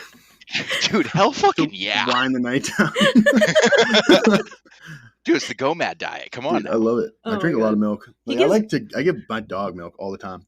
I'll like pour a glass of milk for myself, and then she knows exactly what the jug is as I pull it out of the fridge. Like pour a bowl of it. She loves it. I can't believe I'm admitting this on the internet. My dad will pour himself a glass of milk and let the cat drink out of it. Oh God. That's what I said when I watched it happen. I was like, you gotta be fucking kidding me, dude. Yeah, so I don't let her drink out of my milk. I pour her milk. She gets her own. She gets her own because she's kind of a messy eater. My dad is like the most like man's man type of dude. Like That's he's a awesome. plumber. Like this man knows hard labor. And he's sitting there at the kitchen table with a fucking little cat like this on the table, drinking out of the same fucking glass. It is a mind fuck. What the fuck? Just sharing a glass of milk with the cat. Yeah, It's awesome. You would never expect it out of this guy when you meet him, and you're just like, really, this is what you do to wind down on a fucking Tuesday night? It's a balance, you know, like he's a hard exterior, and then I guess so. You know, yeah, it's built different. Can I ask him this first one? Yeah, the one that we totally forgot to ask Luke last time. Yep. So on my podcast, I usually ask all my guests, you know, the game Fuck, Marry, Kill. Oh God. Yeah. Oh God, where are we going? Oh, it's gonna be the 3 lifts. This is fine. Yeah. So Fuck, Marry, Kill, squat, bench, deadlift. What you got? Bench is dead. Bench can get fucking killed. Just kills it off immediately. My bench sucks compared to like squat. We're marrying because I am going to consistently be a good squatter for like life. Exactly. Yeah. It is the one thing that I am just like that always shows up. Squat's always deadlift. Since it's so hit or miss, that's like a perfect one night stand. There you go. That's perfect. Yeah, that's how it is. So hit it and quit. Fuck deadlift, marry squat, kill bench. Yeah. Love it. You were very fast. Usually I feel like people take a second. Like you knew. You had it. It was weird because I didn't always feel this way because I can pull up my old open powerlifting. My old open powerlifting? So in a meet, my first ever meet, I squatted 518 and pulled like I pulled like 617. Oh shit. And so those just like my deadlift hasn't gotten that much better. Yeah. But your squat has like my squat has consistently my squat has now surpassed any meet pull I've ever attempted in a meet. Oh shit. That's awesome. So it's like, yeah, squat has like glowed up compared to like when I was growing, all I was able to, like, I was a nasty sumo deadlifter. Yeah. And then it was just like the instant it was like my squat was like, okay, yeah, now we're in the show. And then my deadlift has just been like, yeah, I'm good. And Well, then that's fair. what Good we're prediction. actually, I can screen share on this bad boy. You're gonna see something. This is kind of embarrassing to admit. If you look right here, you will see my first bench press of 286. Hell yeah. I failed a 303 bench at that meet. Animal. Yeah, that's the hard truth. Well, hey, you know what? Everyone starts somewhere, right? Like, I'm pretty sure I didn't even break. I don't remember what my first bench was at a meet. I'll look it up. Yeah, I was gonna say mine was, I think, like 115 or 110 or something like that. Or I'll just look up our. Yeah, I randomly did a meet one time when I was like 18. I didn't really know too much about it, but it was just a push pull. But it was like a multiply push pull that I had signed up for. Did you do it in like a suit? I literally wore a wrestling singlet. I had no idea. I wore a wrestling singlet for my first one too. Yeah, I did it for a few, but I just didn't know what multiply was. I said, it must be like a different type of damn, everyone's singlet was really weird singlet. Thick, huh? Thick singlet. You had to wear two of them. Yeah. I didn't know what it was, so I just wore it, and I saw holy people fuck, wearing this guy's benching 800. Like, dude, I saw this woman. Her name's Karen. She benched like 500 multiply. And they're like, I have no idea. Like, I know what's good for like men in multiply. I do not know what's good for women in multiply. Yeah, I have no idea. But it was like, to me, I was like, holy shit. Oh my. Oh yeah, you were looking up your bench. My first bench, which by the way, you handed off for me. I was about to say I did. Was 110. Whopping 110. Not bad. Oh yeah. We have glowed the fuck up. I mean, I still consider my bench to be a poverty bench in comparison to the rest of my lifts, but women benching, it's fun. It's a good time. It's very, very different because like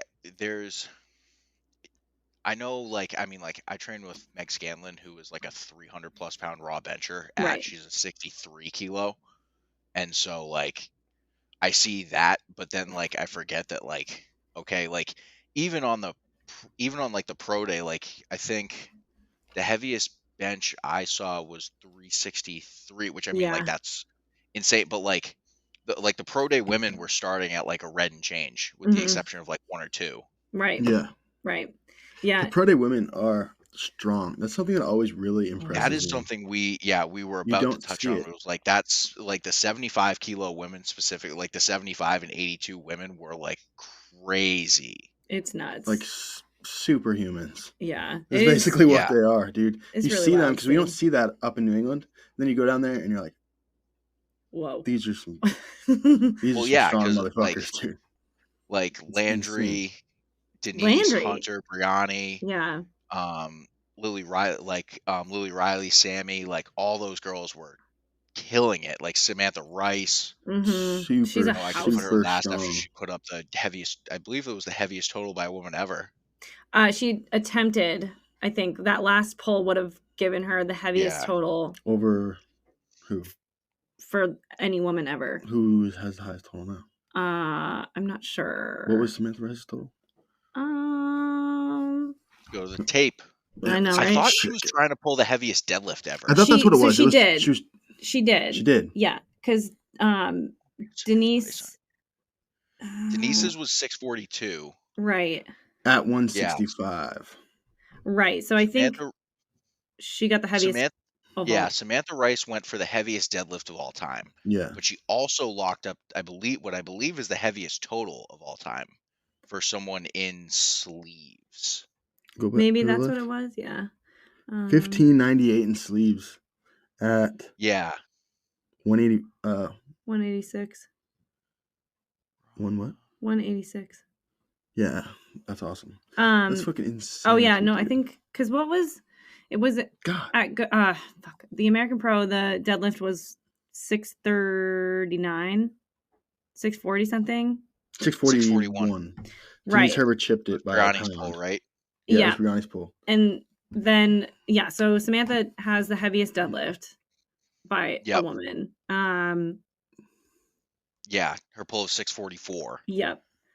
But And then, I think so if she had hit that, so she it went would for have been the heaviest 660. total.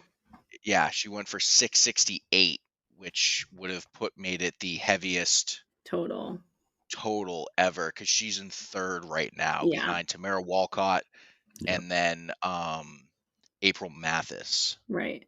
Yeah, And she then, was 2 pounds away from a 1,600-pound total. Yeah. Nuts. That is crazy for she weighed in at 186. Yeah. Dude, Christy Hawkins did that at 165. Well, I guess that was in wraps though. Yeah. But that was insane to see. I was like, holy shit. Yeah. That's bizarre. Yeah, so those girls are really impressive. She has a 711 dots. Christy Hawkins, crazy. the highest dots ever. At age 40. That's just a whole nother level. Like you think 700 dots, and you're like, holy fuck. I know. Yeah, like, imagine how strong you'd have to be. I get the formulas are different for men and women too. They are, but like that's insane. Still, like, those are calculated based on what people total. Like, it's not like they just like scale it up for anybody or anything like that. Like, those are calculated based on like, okay, here's what the top of every weight class does. Let's plot it out to make it make sense. And then like they're saying that those lifters are just so much like head and shoulders above their like. That's totaled just insanity. She totaled 1598 at 163. Yeah, that's insane. Crazy. Yeah, almost 10 times her body weight. Fucking wild. That's insane. Yeah, very close. Like, yeah, 32 pounds away from 10 times body weight in 3 lifts. That's fucking sick. Fuck, that's really cool. Did you? Yeah. So going back, so Dave, so this was your first pro. Oh, where'd you go? I can't see. Can you guys see me? Nope. No. But we can hear you. My camera is shut off. But oh no, that's probably because we've been on for an hour, 40 minutes. Remember when I said, "Hey, we probably won't use 2 hours." Yeah, we Here we are.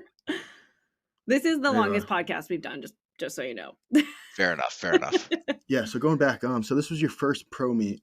Yeah. How was like doing a pro meet? Like, what was your experience? How different was it from doing just like even like the last one you did or IPL North Americans? It like, how is it different? Exponentially better. I should lead off with that. Like, yeah, I think Mike, you can agree that meet was sick from like every single type of it. It was like so cool. Yeah, just the people in the back room, like everyone that was like up front, like all the judges, like everything, the way it was set up and run was insane. Like just offer like the PT on site too was sick to have. Nice. Physical therapists on site for free. That were just you were getting your hands like. I don't even know what you would even call that. They put my arms in a circulation sleeve, and that. Okay, I don't know what the fuck's going on with my camera, but it's just frozen.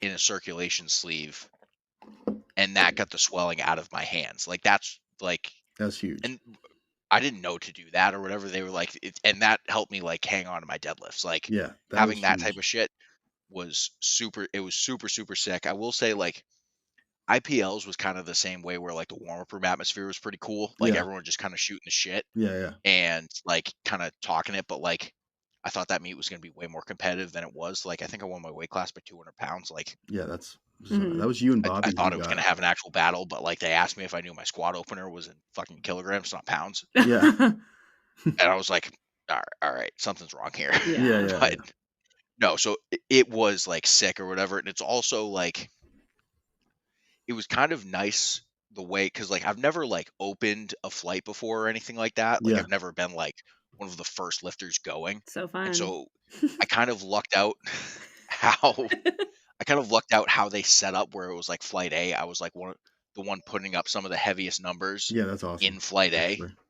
Mm-hmm. Where it was like I was going second to last on squats, and then like I was still towards the front on bench, but like I was second to last on deadlifts or something like that. So it was like still kind of used to it, and you can still kind of like amp up the crowd, and that kind of stuff helps. Mm-hmm. Which is awesome. Yeah, that's actually really cool. And it was like the Meet Livecast was posting, because I was like the first person to touch 7 on squat. I was the. That's cool. Yeah, I remember they were announcing it. They're like, "Oh, we're getting into our 700 700 pound. Yeah. because that's where I open. And so it was like, okay, that part of it was kind of cool. So I did like how they set that up, but Yeah. maybe just because that like worked out in my favor a little bit more.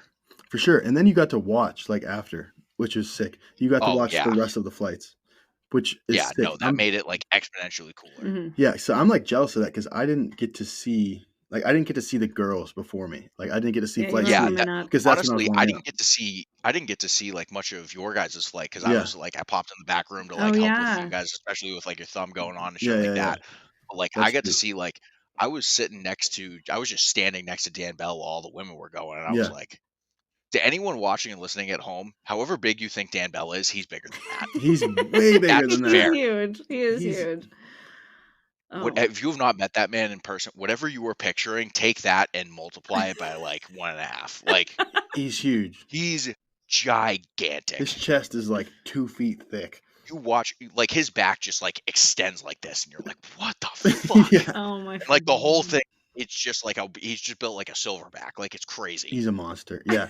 So speaking of like how was it like meeting and like seeing like a lot of the like the top powerlifters? Like you see all those guys online, but like, you don't It's the craziest thing too is because like weight classes are like a thing too. Like you meet these people expecting them to be larger than life, and you were bigger than like most of them, or you're like the same size. Like, it's insane. It's a weird feeling. Like that was the first time I've ever like met John Hack, and I got a chance to talk with him a little bit too. Yeah.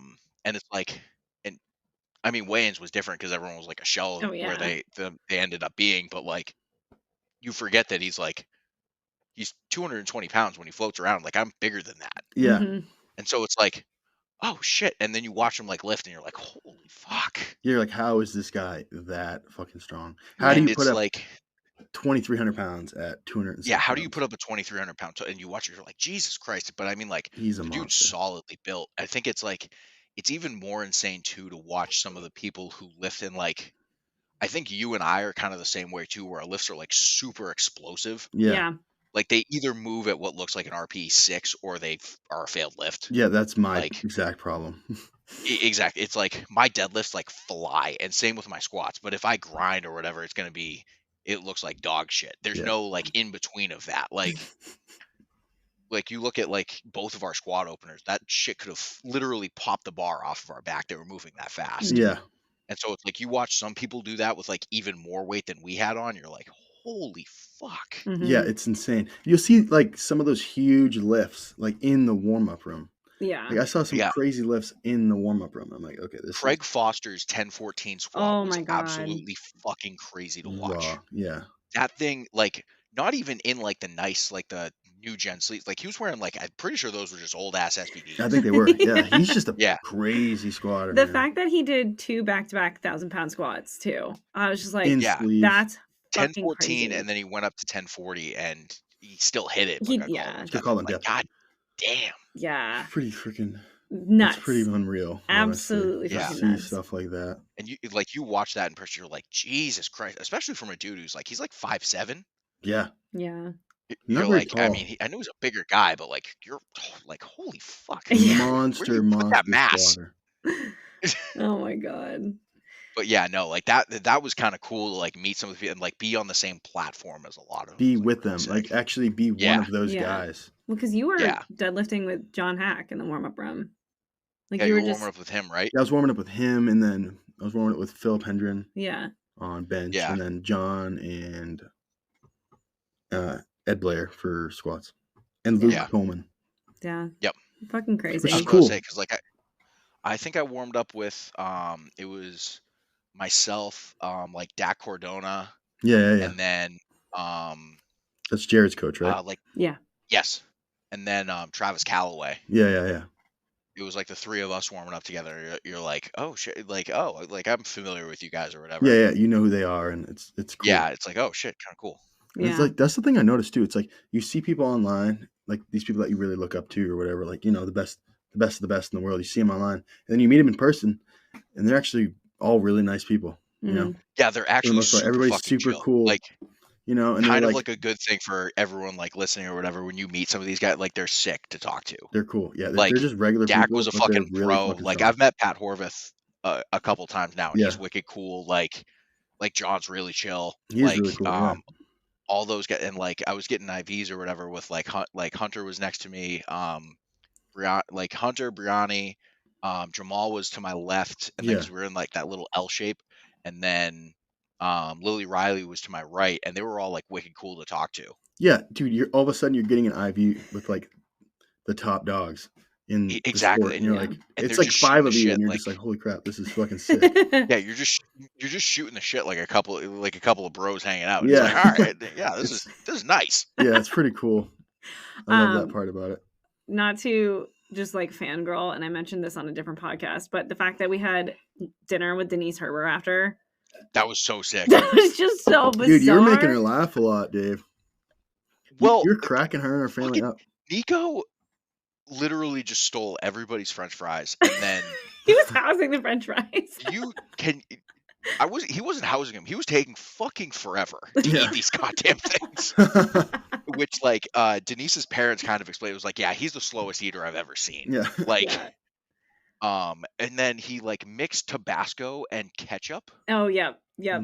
And I was like, if this is the one thing that German culture is going to teach me while I'm in fucking Miami, Florida, like, what is this culture shock to me? I was like, I was trying to explain that, and I don't think Denise's mom understood what I was saying, but like Denise and her dad were fucking dying. Was that her dad? Like, yeah, that was her dad. Those are. I thought that was her parents. I thought that was her parents or sibling too. Yeah, because if that was her dad, he's really young looking to me.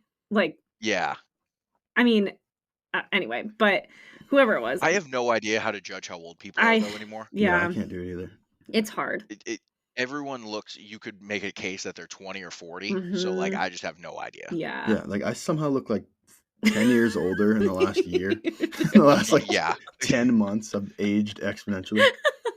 I've aged like 15 years since like I bulked up one weight class, and it's like, God fucking damn. What happened to me? Oh my God. The amount of people at work that were like, I thought you were 35. And I'm like, no. Like, you're older than me. Yeah.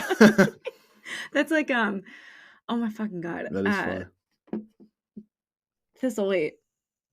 Fuck. Oh yeah. Jack Thistleweight was like 20. He's he looked like he was fucking. Literally looks like he used to post like the world's oldest 20-year-old.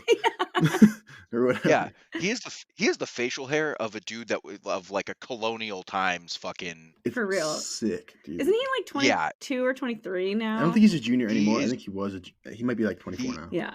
He's like 23, 24. Yeah. And he's married, and I think his wife is like 28 or something. She's around my age. He like took the all-time world record and then retired still as a junior. Yeah. It's fucking nuts. He is allegedly retired. He was signed up for the Ghost Clash. Really? Yeah, he says he's retired. That he just fucks retirement with was everybody. absolutely fake. Yeah. I mean, he hasn't done I'm a meet in a while. Sure he also claimed. I'm pretty sure he also claims to be natural. Oh. But like openly says, like, record, probably. but like lifetime natural. Yeah, he has a shirt. It says lifetime natural, and the back says probably. His Instagram bio says lifetime natty probably. Yeah. Which given John Hack's bio says USAPL amateur. Yeah. Which is awesome. It's so funny. Yeah, I remember the first time I actually showed Sam John Hack's Instagram. She's like, he's on the USAPL. I'm like, no. Well, actually, he used to. He used to be. Yeah. It's an old ass picture of him. That was when he was a 183. Yeah. So he won. He was like, he would win USAPL nationals every year, and that was back when they were still affiliated with the IPF, and he would go to IPF Worlds and he would win every year. And then he was like, I'm bored. And then so he was like, so I think they gave him, I think there was just like a money meet that they threw him an invite to. And so he was like, all right, let me do this. And then within like a year and a half, he's like the best lifter on like the untested side of it. It's like, it's okay. Insane. Yeah, it's insane. He's got insane. It's like genetics. this isn't fucking fair. All right, cool. Right. And then so like Ben Pollock has talked about how like he switched because he was like, I compete with this guy. I'm never going to be better than John Hack. I'm going to go do my own thing. And I think that I have the potential in this area to like make some huge improvements, and I can make some noise here. And then a year later, Hack followed him. It's like, what the fuck? I think that's when he threw on the wraps. Yeah. Yeah. Jesus. You'll ever do a meet? You think you'll ever? I think we already talked about that. I'm not ruling it out, but for the time being, I don't have anyone that I know that knows how to wrap knees. I don't have access to a model lift. Yeah, I do. I will wrap the fuck out of your knees for a squat one time. I would absolutely give it I have squatted in reps one time. I squatted 530, and this was back when I was like a 455 squatter or something like that. And I loaded up like 5, and it shot off. And I was like, whoa, I get why people do this. Yeah. Dude, but my problem is some people get so much out of reps, and I feel like I just think it's because you don't have. I have to have it a certain way. Yeah. Or it's so what I'm gonna say. So talk to Bobby on that. Like he trains with a bunch of people that compete in gear, and the person that he has handles him wraps the ever loving fuck out of his knees. Talk to Bobby Hume. Yeah. See if you can if you're ever in like the Connecticut area, see if you can link up with him in his gym in a training session. Yeah. Like they might show you how to like get your knees wrapped, and you might do something stupid. Yeah, because well, dude, if I throw on like my 2XL Iron Rebel knee sleeves, if I like squeeze those on, like they're fucking stiff, dude. Especially those Iron Rebels are like they're so stiff, dude, and it's like two sizes too small. Yeah, seriously. Basically, how like, the fuck you get those? My inserts, if I wear them for too long, my feet turn blue. Yeah, see. So it's like I get a ton out of like my sleeves or whatever. I can't imagine what like a 3-meter wrap is gonna do, or like a 2.5, whatever it is. Yeah. Yeah. Jeez. Well, since we have a whopping like 8 minutes left, and I'm afraid that's gonna cut us off, I'm gonna do speed round questions that came in just so that we make the people happy who.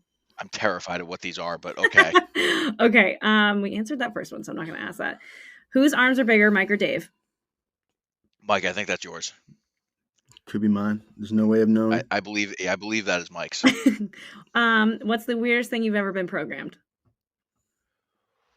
Ooh, Eric gave me these things once that are called Z presses, where basically you sit. Yep, you like sit on the floor and you do like an overhead press with a dumbbell. It's so fucking hard. I was able to get up to 55s in each hand. Yeah. And I wouldn't fail them on strength. What would happen is my core would give out and I would fall on my fucking ass. Yeah. And so like the people at Titan would watch me lift and I'd be like, oh boy. And we just go for a ride and literally just like fall flat on my back and just throw the dumbbells. And I was like, fuck this. Don't give me this shit anymore. Those are hard. That's funny. What about for you? I don't know about the weirdest. I haven't programmed. I feel like the way I feel like you just end up in like the weirdest like barbells that you have to do. I use very strange barbells, especially for bench. Yeah. I don't know. One of the weirdest things. Hold on, just give me a second to think about. Like throat presses. Tough. Like using a Smith's machine and literally benching it to your throat, like touching your throat and then going. Yeah. That blows the shit out of your pecs though. Like that builds those like crazy. Yeah, because it's like you're way up here and it's. I don't know. I feel like if you have Luke on this podcast and ask him that, because Trevor gives him some shit. Like I saw the Kang squats he was doing today, where you like good morning it and like sit down through it and then go up. I was like, that fucking fuck that. I see that stuff. I'm like, there's no way I'm doing that. Or another thing, maybe not the weird. I guess it's weird. I don't know. It's a little weird, but I like it. You ever heard of like 21s, like curls? Yes. Greg will make us do those on squats. Oh. We'll do like 3 at like the start of an early block or something. We'll do like 3 sets of 21s with squats.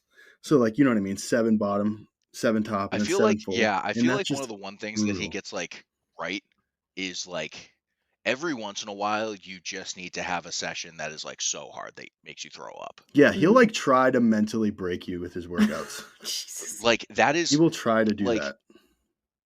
Take this with a grain of salt, like because like it's probably not for everything. Like maybe you shouldn't be doing this very, very frequently, but like every once in a while, like remember it is a sport, you're an athlete, like it won't kill you to absolutely just blast out like an accessory until you can't move. Yeah.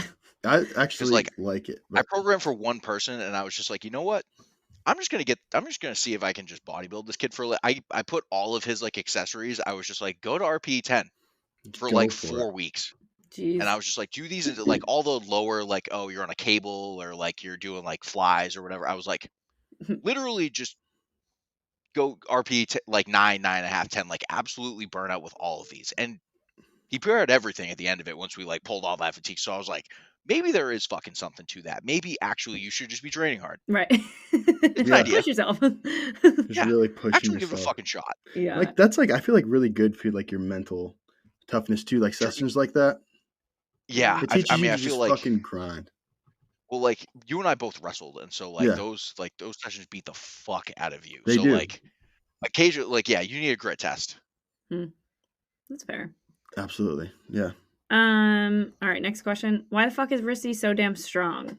It's a loaded question. That doesn't seem like a question for me. I know, why sorry. would I be asked that? I don't know. Well, why am I so strong? I've been working out for a long time. Yeah, I'll answer. I've been working out for, I've been working out for a long time, basically. I eat a lot. The answer is actually in the milk. Yeah, it's the milk. It's the milk. The whole milk. Drink milk. If you're drink lactose a gallon intolerant, of milk a day and go if to you're the gym, lactose you're gonna get way bigger and stronger. Like I'm sorry. Push you need to build up your lactose tolerance. Yeah, it's an issue. Exactly. Like just start tolerating more lactose right. and just just start ripping milk. Or there's someone else I follow, John RDL on Instagram. He's actually someone from northern New Hampshire. Yeah. He posted a video of him drinking a carton of raw eggs. Oh god. That's awesome. And he said he was salmonella maxing. Salmonella maxing. That's sick. Just building the immune system. And actually he got posted on 2 Buff for this because instead of normal smelling salts, he stuffed cayenne pepper in his nose. That's awesome. We're beast. And then hit 800 on a deadlift at a commercial gym. Nice. On hex plates. With cayenne pepper up his nose. That's fucking crazy. That's actually sick. Who had more drinks after, Mike or Dave? I had more drinks after. Dave was driving after. Yeah. Oh, so how many? I had to cut myself off for a while. Given I was the one that did want to go out after. This is true. You did show up looking all fly and stuff. I was very well ready dressed. to go. I was ready to we're in fucking Miami. I was ready to hit the club. And we were literally just like, I think I still had chalk on me. You did. Given I probably did have more drinks at the actual thing after. Yeah. I was done before I was at the bar before fucking I'm pretty sure I was drinking before my flight was even. I actually drank a little bit in the warm-up room for deadlifts. There you go. Yeah. Like shout out Bobby Humor or whatever, because he was warming up for deadlifts and he was drinking a screwdriver, and I was like, "Are you drinking vodka right now?" He was like, "Yeah, you want some?" And I was like, "Yes." There you go. And I was like, "Come on, yeah, bring that over here." Had a nice mixed drink. Oh my god. Yeah. Just relaxing. Hey, it's got carbs in it. It's got OJ in it. This is true. Yeah. All right. And why are you 3 such bad influences on me? We know who that was. I'm sure that's probably Luke. It was Luke. Talking about his flight that he complaining that he had no fucking sleep. Yeah. And then pulled the greatest training session out like the day later. And yeah, we were the day after. It's like Luke. It's like I was like, this means he needs more beers. Yeah. I was like, why did you pick a flight He at pulled out a 6 great a.m.? training session. Yeah. It was like that was his fault. We told him he should have drank. He should have been the one that wanted to go out to the clubs anyway, because then you can go out all night and just go to the airport later. Right. Exactly. Right. Yeah. Oh my god. Well, Dave, with a whole 50 seconds left of this, because I am afraid it's going to cut us off. It's probably not going to kick us out. It's probably not going to kick us out. All right. Well, I do want to see. Yeah. I'm curious, but in the event that it kicks us out, I'm going to end the podcast really quick. Thanks for joining us. I really appreciate it. I'm not going to actually. It has been a pleasure. But it has been a pleasure. I expected more serious questions and also a lot less PG ones. I'm actually surprised. Yeah, I think it knowing is. How I manage my social media accounts. Yeah. I was expecting the most heinous shit to be around. I'm happy it was all kept PG. Yeah, and if you want, we can have some better questions for you. Yeah, we'll have to bring you back. We don't need to do that. We don't need to do that if it's going to be recorded. But well, we'll have to bring you back onto another episode because definitely we can talk. Like, oh, look at that! It doesn't cut us off.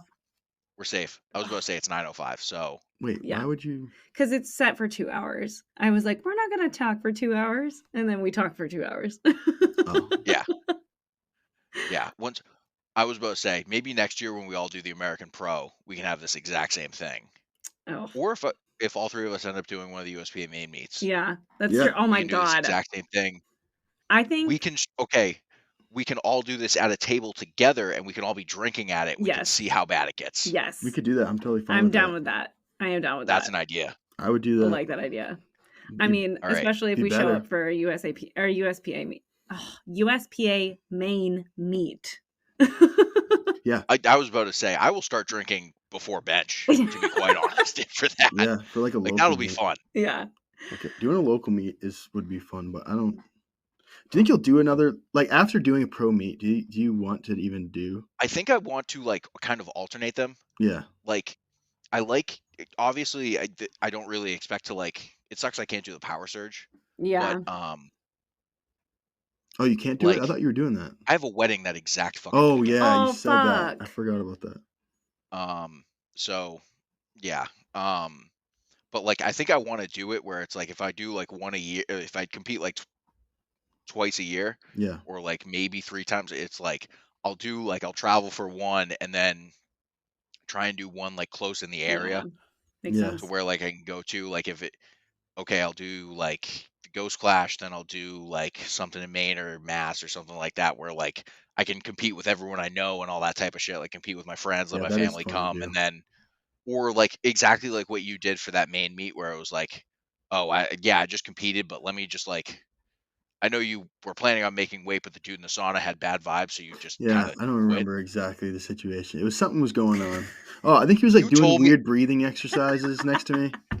Dude, I was in the sauna. The exact same fucking thing happened. Yeah, I hate that. Dude to the right of me was doing tricep dips in the sauna, like up against one of the fucking benches. That's disgusting. And I was like, "This is bad." I was like, "I get why Mike fucking missed weight for that." Sometimes you just don't want to be in there with those people. Like actually, me and Luke were in the steam room, and then some guys like I don't even know. He was like rubbing essential oils all over himself, and it fucking reeked, dude. Oh, it was like lavender oil. Yeah, it was like lavender oil, and he just like rubbing it on him. He had like this little bottle, and it just was all in the steam, and it was just like in your nose, and you could like taste lavender. That like naturally puts you to sleep. That's the worst thing to put on your fucking body while you're like in a steam room or something. Like if you fall asleep in there, that is a death sentence. Yeah, that's true. Sentence. Jesus. Like, fuck no. Like that's why John Hack brings someone in there to make sure he doesn't pass out. Yeah, he literally brings someone in there. The person like dries him off after, does this, does that, puts sweet sweat on him because he gets pretty rough. Yeah. He has really